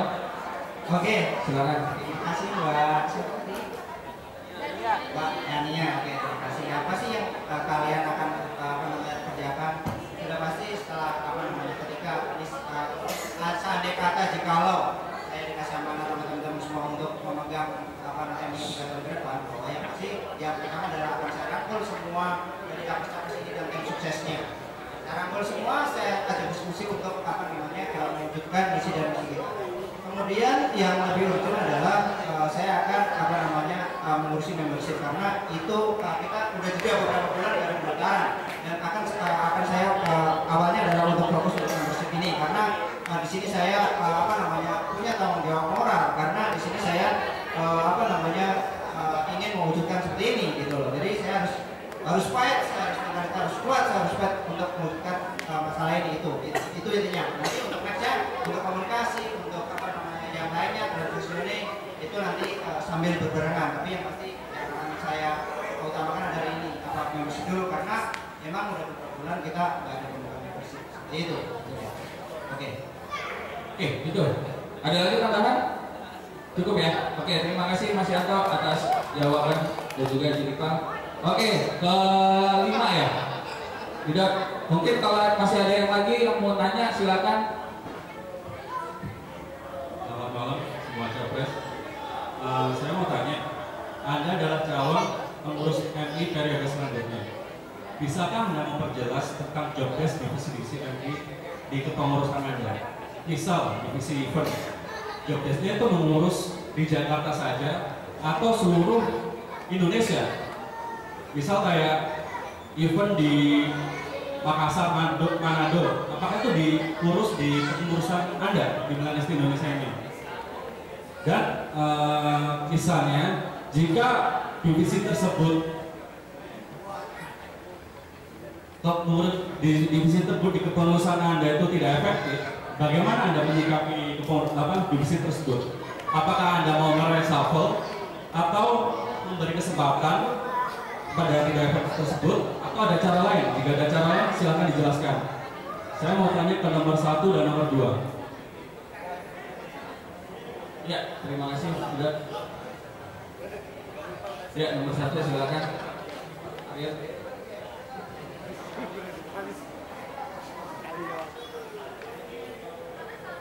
Terima kasih maksudnya jadi saya nggak bawa struktur ya, nanti bisa dilihat di website kami ya. Kalau untuk politik sih nggak cukup, yang pasti kami akan buat divisi yang menangani seluruh Indonesia, kecuali untuk di bawah bagian sekretariat Jakarta. Untuk sekretariat Jakarta itu hanya menangani bagian Jakarta aja, sisanya semua menangani seluruh Indonesia. Membership Indonesia, logistik Indonesia, sepak bola futsal Indonesia, pemberdayaan dan pengembangan pemuda Indonesia. Semuanya Indonesia kecuali yang ada di bawah sekretariat Jakarta. Eventnya ada di bawah Jakarta, jadi event hanya untuk Jakarta. Event sejauhnya untuk sejauhnya sendiri.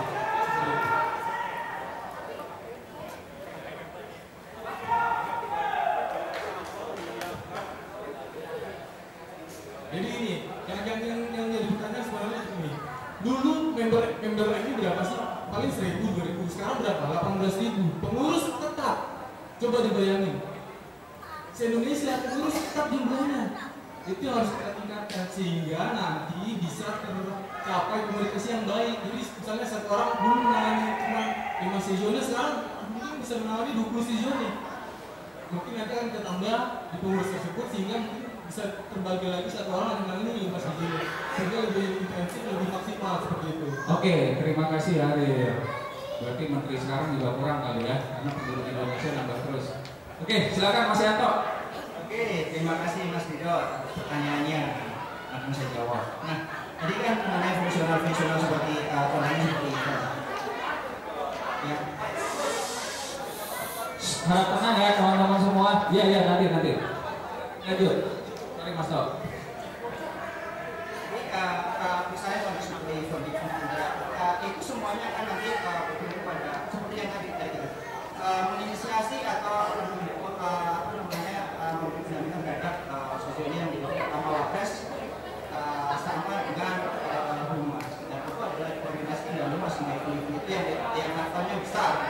Tapi kalau mungkin levelnya mereka masih di dalam sosial sendiri, seperti yang mereka yang lihat sendiri. Tapi kalau level misalnya gathering di Sumatera, gathering yang lainnya itu harus berhubungan langsung dengan humas dan Wapres yang saya pesankan tadi seperti yang menginisiasi atau pendampingan tadi.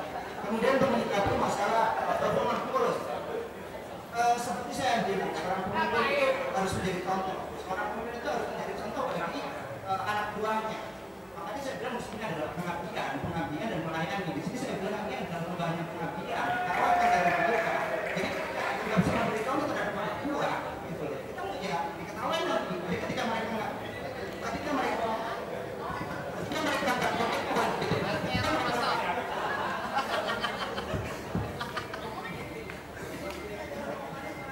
tes. Ulang lagi dong tadi.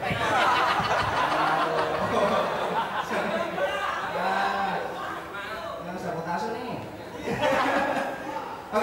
Oke, saya ulangi lagi bahwa apa namanya tadi mengenai event, saya jawab dengan event bahwa apa namanya kalau levelnya daerah itu nanti koordinasi dengan apa namanya humas dan Bamus, karena saya nanti akan saya tugaskan mereka untuk menginisiasi atau apa namanya mendampingi permasalahan atau event yang bersusun. Nah, apa namanya seperti yang bilang saya tadi, apa sih apa namanya peringatan punishment-nya yang dikasih oleh pengurus? Seperti saya bilang tadi bahwa kita adalah lembaga non-profit, di sini adalah kita apa namanya seorang pemimpin itu harus memberi contoh terhadap anak buahnya bahwa kita di sini harus dituntut komitmen, dedikasi tinggi dan loyalitas. Kalau kita nggak bisa memberi contoh, maka kita akan diketawain sama anak buah. Dan ketika apa namanya saya bilang tadi bahwa apa kami adalah lembaganya pengabdian, jadi ya harus kita kasih contoh ke mereka untuk itu. Oke, terima kasih Mas Yanto. Sorry harus kepotong sama waktu. Ya intinya pemimpin harus memberi contoh gitu. Jadi Mas Gana tolong memberi contoh yang baik cara duduknya. Oke, lanjut ke pertanyaan berikutnya. Tadi Yudi, sorry, masih ada kesempatan, tenang aja, masih banyak waktu kita. Yudi, silakan. Ya, assalamualaikum. Cuma mau nanya ke calon 1 dan 2. Pertanyaannya sama apa namanya? Tadi sebenarnya udah dijawab sama Warifal. Jadi kalau misalnya Warifal yakin terpilih, maka kan memasukkan Arir dan Egi ke dalam kepengurusan dan menjadikan Toel ke Dewan Pembina. Nah, bagaimana pasangan calon 1 dan 2, misalkan kalian terpilih, 4 orang lainnya, apakah kalian akan memasukkan ke kepengurusan? Mungkin, maksudnya kira-kira di kepengurusan apa yang mereka cocok di luar dari kepengurusan mereka sebelumnya? Sebelumnya mereka menjabat apa? Kira-kira ada posisi lain nggak yang mereka cocok jika kalian terpilih? Oke, ini nomor 2 sama nomor 1. Ya, nomor 2 tadi. Oke, sip. Seperti yang bilang rival tadi, bahwa mereka akan memasukkan untuk apa namanya menjadi Dewan Pembina, gitu maksudnya. Untuk mereka akan pasti akan saya rangkul, gitu kan. Maksudnya dipertanyakan balik kan nanti. Untuk capres nomor 1 terus capres nomor 3 akan saya masukin ke pengurusan kita. Yang pasti ya saya sebelum memasukkan mereka saya tanya komitmennya dulu. Saya udah tahu mereka, saya udah kenal mereka luar dalam, udah tahu, udah kenal baik sama mereka. Jadi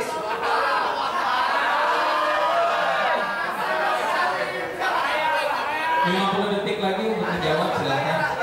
Yang pasti mereka akan saya tawarin untuk apa namanya menjadi kepengurusan selanjutnya seperti yang rival sebagai untuk legal, terus traveling untuk nanti membership atau enggak, Eki sebagai humas dan Arif sebagai sepak bola dan lainnya. Yang pasti mereka maunya di mana gitu.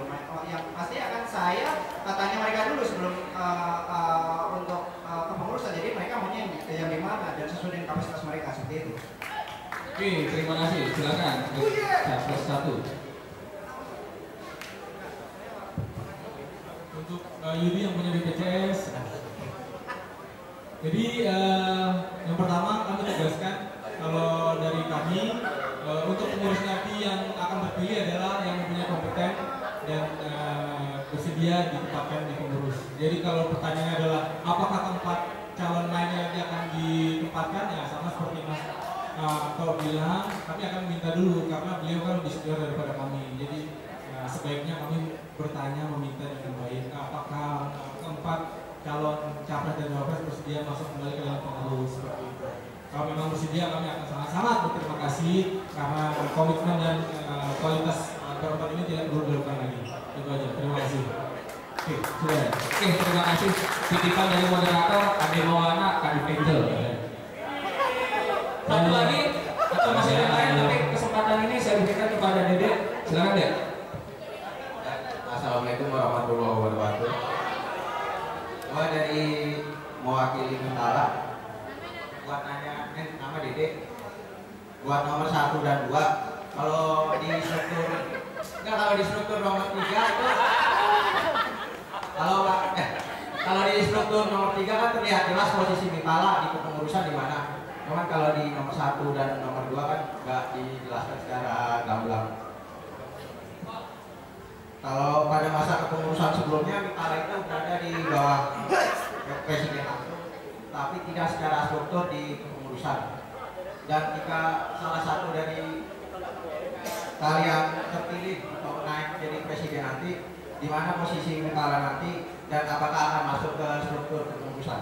Terima kasih. Dan satu lagi, ada nggak aturan di ADRT yang membahas itu? Sip, terima kasih dari satu pertanyaan terkait Mipala, silakan. Ya, terima kasih untuk Bung Dede yang punya Mipala, yang di Twitter nanya Mipala terus nih. Jadi kemarin kami juga sudah jawab di Twitter kalau masalah kami punya divisi khusus yaitu pengembangan dan pemberdayaan pemuda, kayak anggota. Kami ganti anggota. Itu kan kurang lebih sama dengan Warifal. Warifal digabungkan pemuda dan olahraga ya, Warifal ya. Satu. Kalau kami bisa. Kami punya divisi 1 sepak bola dan futsal karena mengurusi satu Indonesia nantinya. Yang kedua kami akan bikin divisi pemberdayaan dan pengembangan anggota. Di situ nanti akan kami masukkan entitas-entitas seperti salah satunya adalah Mipala. Seperti itu. Terus untuk yang kedua apakah ada pembahasan apa di ADRT entitas atau apa? Kalau untuk mengenai entitas ada, tapi kalau untuk mengenai yang lainnya belum dibahas sebenarnya. Cukup deh, biar nanti mungkin kesempatan lainnya karena kita terbatas. Silakan calon nomor 2. Yang berikutnya silakan bersiap-siap. Ya. Mau kasih 2 kesempatan lagi ya. Oke. Terima kasih Mas Dede dari Mipala atas pertanyaannya. Yang pasti di sini kami akan membuat divisi yaitu divisi kreativitas dan seni. Dan di situ ada Angel, ada Olga, ada Mipala di situ, bernaung di situ dan kita fasilitasi untuk itu. Kemudian masalah entitas di ADRT sudah dibahas, sudah jelas di situ masalah entitas dan di situ adalah mewakili ada Mipala, ada Olga, ada Angel dan yang lainnya. Seperti itu sih. Jelas. Oke. Cukup ya dari Capres 2, terima kasih. Mungkin tambahan nanti ada MI Cikiwir katanya masuk dalam entitas. Oke. Tadi di sini udah tunjuk tangan. Mungkin gua kasih 2 lagi, 1 sini, jadi 1 sana ya. Oke, terima kasih. Selamat malam, saya Dodi. Saya mau nanya ke nomor 1 dan 3. Apa yang akan dilakukan ketika ada sejune yang sudah resmi, tetapi kegiatannya mereka tidak aktif, membekukan atau memberi solusi? Jelaskan kalau memberikan solusi. Terima kasih. Nomor 3. Ya, dalam rancangan usulan terbaru tentang ADRT itu memang ada sanksi-sanksi terkait dengan sezoni, di mana salah satunya adalah sezoni bisa dilakukan atau diturunkan lagi menjadi basis. Tapi sanksi itu memang harus dipersiapkan, tapi belum tentu harus kita terapkan, karena bagaimanapun juga prinsip kekeluargaan itu harus kita jalankan. Itu yang lebih utama menurut saya, sehingga yang saya lakukan adalah saya melakukan mapping permasalahan yang ada di sejauh tersebut. Kenapa menjadi membernya kan ada, kecuali membernya tidak ada itu lain soal. Kalau membernya ada, tinggal mencari orang-orang yang mau gerakin kegiatan tersebut gitu loh. Jadi kita akan lakukan pendekatan atau pembicaraan kepada session itu untuk bisa kembali aktif lagi menjalankan kegiatannya, karena bagaimanapun juga kegiatan adalah inti utama dari kegiatan season. Inti utama dari keberlangsungan season ini. Kalau nggak ada kegiatan season ini tidak akan jalan, tidak akan aktif. Mungkin itu jawaban dari tim kami dari nomor 3. Terima kasih. Oke, terima kasih. Untuk nomor 1 silakan. Bung Dodi dan Cianjur, ya kurang lebih hampir sama karena awalnya itu kan sejujurnya terbentuk pasti ada kegiatan, tidak mungkin nggak ada kegiatan tiba-tiba ada sejujur, pasti ada kegiatan ada membernya. Nah itu harus di-stress dulu, apa itu permasalahannya tiba-tiba kok nggak ada kegiatan, apa semuanya pindah membernya atau vakum atau kenapa, harus dicari dulu permasalahannya. Nggak mungkin yang ada di sana nggak ingin ada kegiatan, pasti ada kegiatan minimal 0 Iya, nomor itu kan pasti ada kegiatan, namanya yang main tiap minggu pasti ada nobar kan, minimal di rumah member dulu, silaturahmi. Ya kami pendekatannya pertama ya secara komunikasi dulu, gimana keadaan sesungguhnya di sana, pendekatan secara keluarga. Kalau sudah dapat permasalahannya ya kami bisa kondisikan apa yang terjadi di sana dan bisa membantu apa yang harus dilakukan. Oke, terima kasih Arir. Kesempatan terakhir untuk pertanyaan dari audiens yang hadir. Assalamualaikum warahmatullahi wabarakatuh. Saya mau nanya untuk wakil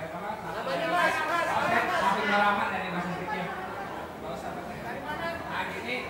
Saya lihat di acara dari komunitas ini ada peningkatan lomba rekrutmen dari satu berdasarkan Cewek baru. Yang saya mau tanya ini gimana cara kalian meningkatkan layanan lomba? Kita lihat berapa kali kita dikecewain kayak ronde yang mundur atau yang kesulitan, jadi terus pelayanan yang kurang. Saya sih gimana cara kalian meningkatkan? Terima kasih. Oke, silakan.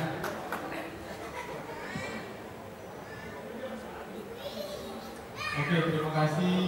Sebenarnya topik dari basis kecil tapi tidak kecil. Yang pertama, kalau untuk London biasanya sih mundur, mungkin karena dari sananya mundur kalau untuk nobar ya.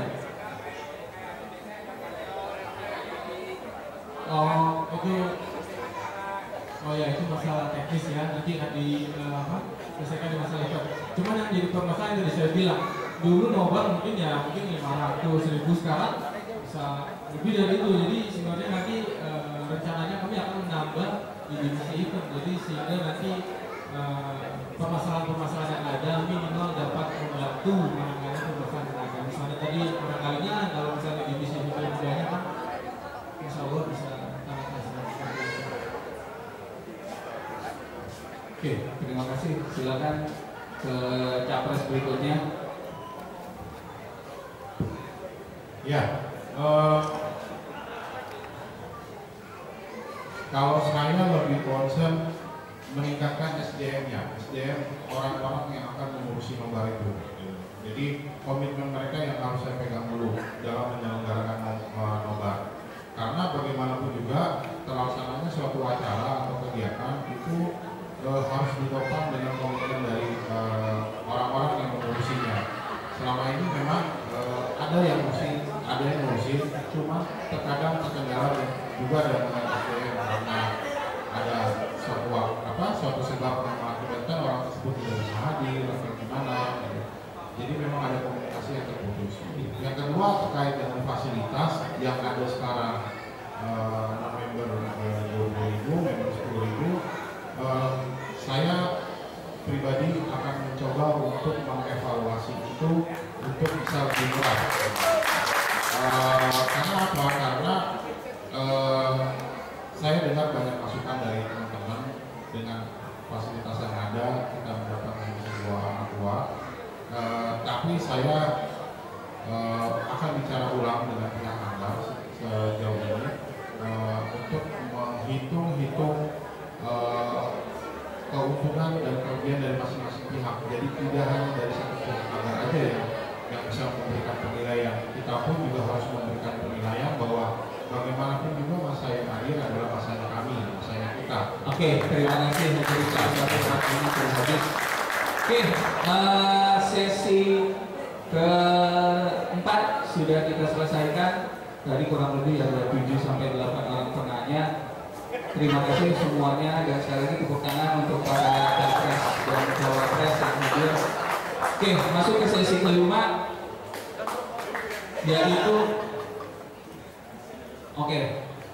yaitu di sini disebutnya sesi kelima pertanyaan dari capres ke capres lain. Caranya ini pertanyaan berhubungan dengan program kerja dari masing-masing pasangan. Yaitu nanti contoh calon nomor 1 memilih pertanyaan ke calon nomor 3, 1 pertanyaan saja, terus dijawab, boleh ditanggapi oleh calon nomor 1 dan ditanggapi kembali oleh calon nomor 3 gitu. Jadi kurang lebih seperti itu. mekanismenya. Ada yang kurang jelas atau sudah cukup jelas? Karena tidak ada pertanyaan, jadi sudah cukup jelas. Kita masuk ke sesi kelima, yaitu pertanyaan dari capres ke capres lain. Ini karena dari tadi banyak diamnya, jadi kita mulai dari pasangan nomor 3. Silakan menunjuk ke salah satu calon lain, 2 atau 3, 2 atau 1? 2, oke. Kedua, silakan ajukan pertanyaan, nanti silakan dijawab 90 detik.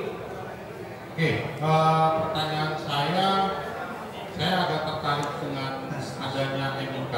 Menurut saya itu suatu terobosan yang baik untuk bisa dilaksanakan. Cuman memang ada sedikit yang mengganjal dari saya terkait dengan teknis pelaksanaannya, karena ini berkaitan dengan pihak perbankan, di mana kita ketahui perbankan itu sangat persyaratannya sangat sulit, sangat ngejelimet gitu.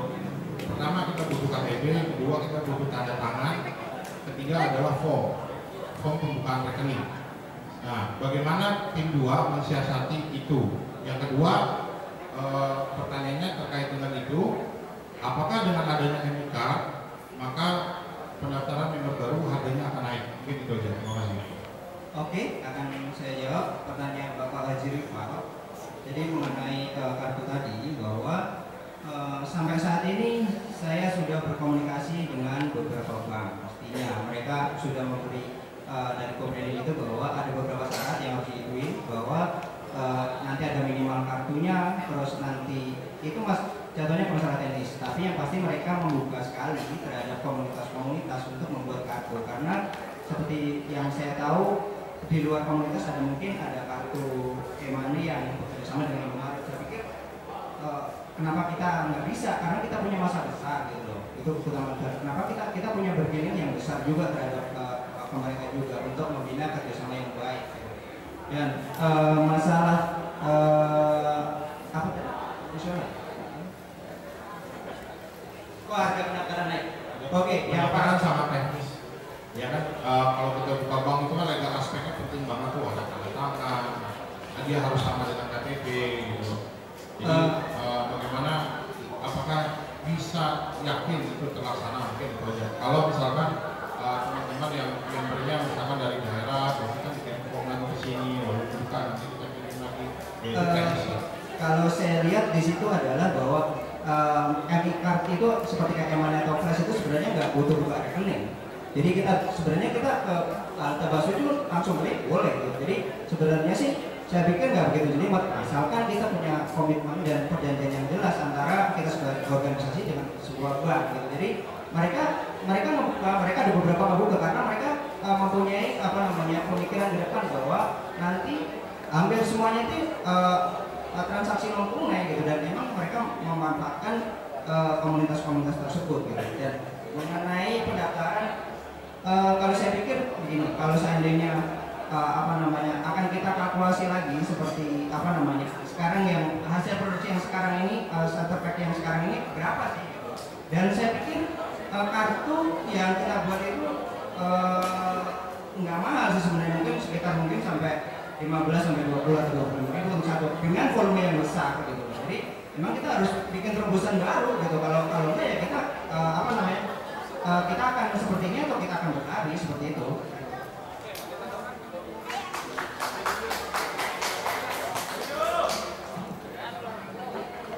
Sebentar udah. Hah? Enggak, udah lah. Sudah. Walaupun masih sulit dilaksanakan.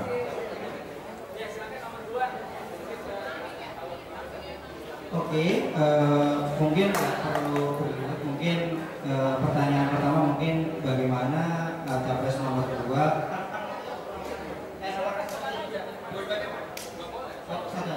Oke.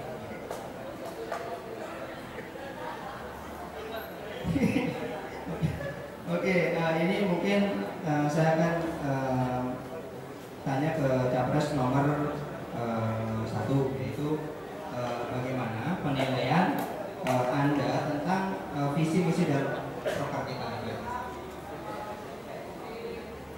Terus satu lagi, bila jika andai kata jikalau saya diberi amanah untuk memimpin MI ke depannya, apakah Anda bersedia masuk di dalam kepengurusan kita? Dan jika bersedia, kalian mau yang mana sesuai dengan komitmen dan kemampuan kalian? Oke,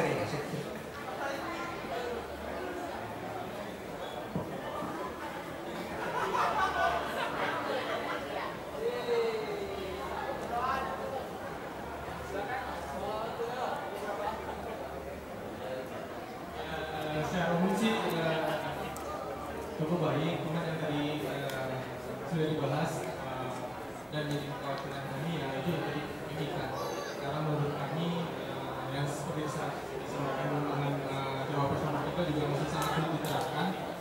Memang itu suatu terobosan yang baik, tapi kalau untuk digabung dengan MIK menurut saya kurang pas. Lebih baik menjadi kartu tersendiri saja, kartu tambahan, karena kalau nanti dia kayak imannya bisa sebulan, harusnya membership di sebulan aja kalau tidak itu adalah pendapat dari kami.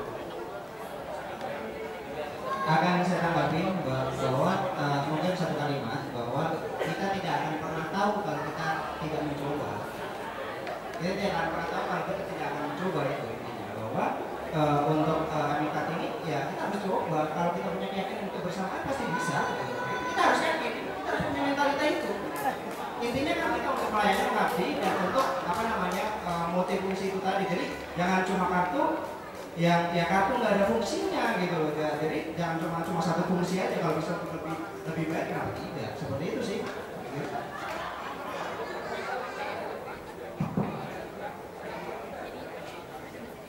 Pendaftaran membership kan kalau ini kan bisa disuruh. Oke. Kalau habis ya usulan, kalau habis ya usulan. Jadi kalau misalnya membership misalnya nih habis 2 tahun, kalau itu harusnya nggak bisa habis 2 tahun. Itu kembali ke masalah teknis yang pertama. Itu kembali ke masalah teknis. Jadi semuanya sekarang era IT. Gitu. Jadi semuanya itu sebenarnya masalah teknis, itu mau dibatasin 2 tahun atau 3 tahun atau selamanya, sebenarnya itu masalah teknis. Terus yang kedua, ketika kita mau daftar ulang dan kita desain kartu baru, itu juga harus menarik gitu. Jadi ketika kita misalnya kartu 2 tahun gitu dengan gambar apa gitu, dan kita harus perbarui lagi untuk daftar ulangnya dengan desain yang lain. Saya pikir itu adalah game yang menarik yang untuk meningkatkan mereka untuk daftar ulang gitu. Dan emang teknis itu masalah teknis banget seperti itu.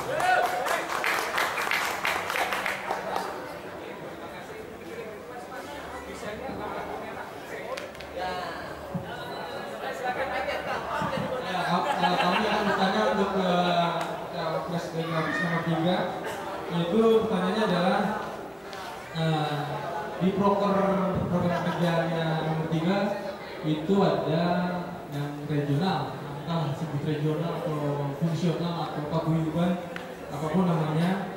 Pertanyaan kami adalah bagaimana cara menentukan siapa yang menjadi sekjen atau ketua paguyuban atau ketua regional tersebut, dan berapa lama masa baktinya? Ya, terima kasih. Mungkin terkait dengan ini saya sedikit flashback atau sedikit kasih gambaran bahwa selama ini sudah ada atau berjalan atau berdiri paguyuban yang ada di MI. Seperti Sumatera ada di Sumatera, Jabar ada di Jabar, Jateng ada, Jatim ada, Kalimantan ada, Celebes, Sulawesi ada. Yang belum ada adalah Kalimantan dan Indonesia Timur. Selama ini mereka ada, tapi fungsinya apa sih gitu? Kita di pusat belum merasakan itu gitu. Sehingga dalam program kami coba untuk merangkul mereka, mengajak mereka sama-sama. Saya tempatkan mereka ke dalam kepengurusan wilayah Indonesia Pusat dalam sebagai pejabat fungsional. Kita ambil fungsinya dia, gitu. Sehingga dia akan membantu kami atau pengurus pusat ini menjembatani atau mapping permasalahan-permasalahan yang ada di Sejuni. Nah, penentuannya selama ini sudah berjalan. Saya tidak mau intervensi yang ada di dalam paguyuban itu. Silakan ditentukan sendiri mekanismenya. Ada yang ditunjuk langsung, ada yang melalui pemilihan sendiri. Kita belum mengatur mengenai itu. masalah waktunya pun juga seperti itu. Tapi yang saya tahu umumnya itu berlaku selama 2 tahun nanti kita saya temati. Jadi kurang lebih seperti itu. Terima kasih. Kalau yang sudah ada berarti tidak perlu dicari lagi ya. Terus masa baktinya gimana Pak? Kalau yang belum ada, apakah akan dibuatkan peraturan? Sementara belum. Saya nggak akan buat peraturan dalam itu. Saya tidak mungkin. Kali ini saya tidak akan intervensi di sana. Mungkin terkait dengan itu tugas utama saya adalah meyakinkan teman-teman seluruh Kalimantan dan teman-teman Indonesia di Indonesia Timur itu mau duduk bersama, berguyup bersama untuk tujuannya untuk kebaikan, tidak untuk mencari kekuasaan atau tidak untuk mencari jabatan gitu. Tapi bagaimana peran ini bisa dioptimalkan sehingga teman-teman terbantu. Saya coba sudah berkomunikasi dengan beberapa sejumlah yang ada, itu memang mereka merasakan bahwa selama ini tidak pernah terkomunikasikan dengan baik. Sehingga dengan adanya ini program kami coba menawarkan solusi yang selama ini memang menjadi kebutuhan buat mereka. Ini tuh. Masa bakti?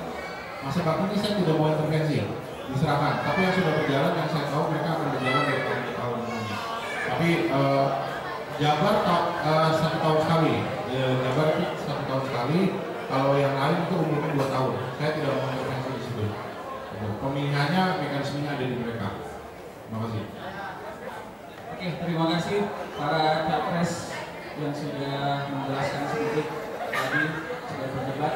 Tepuk tangan dong untuk mereka semua calon-calon pemimpin Milanius Indonesia berikutnya.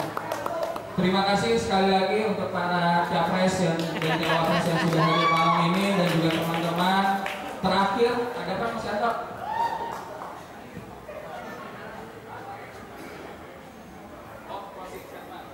Oke, closing statement nanti kita kasih.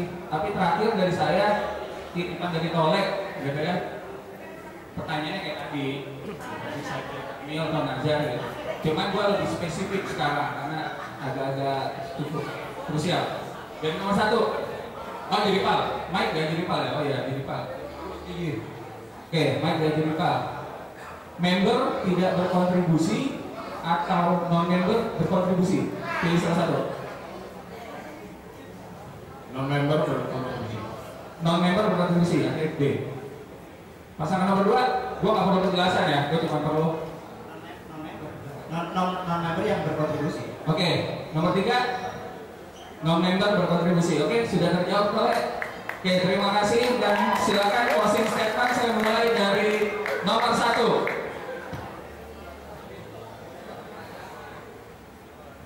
Ya, kalau closing statement dari kami, jangan pilih kami karena kenal dengan kami, tapi pilih kami karena program kerja kami.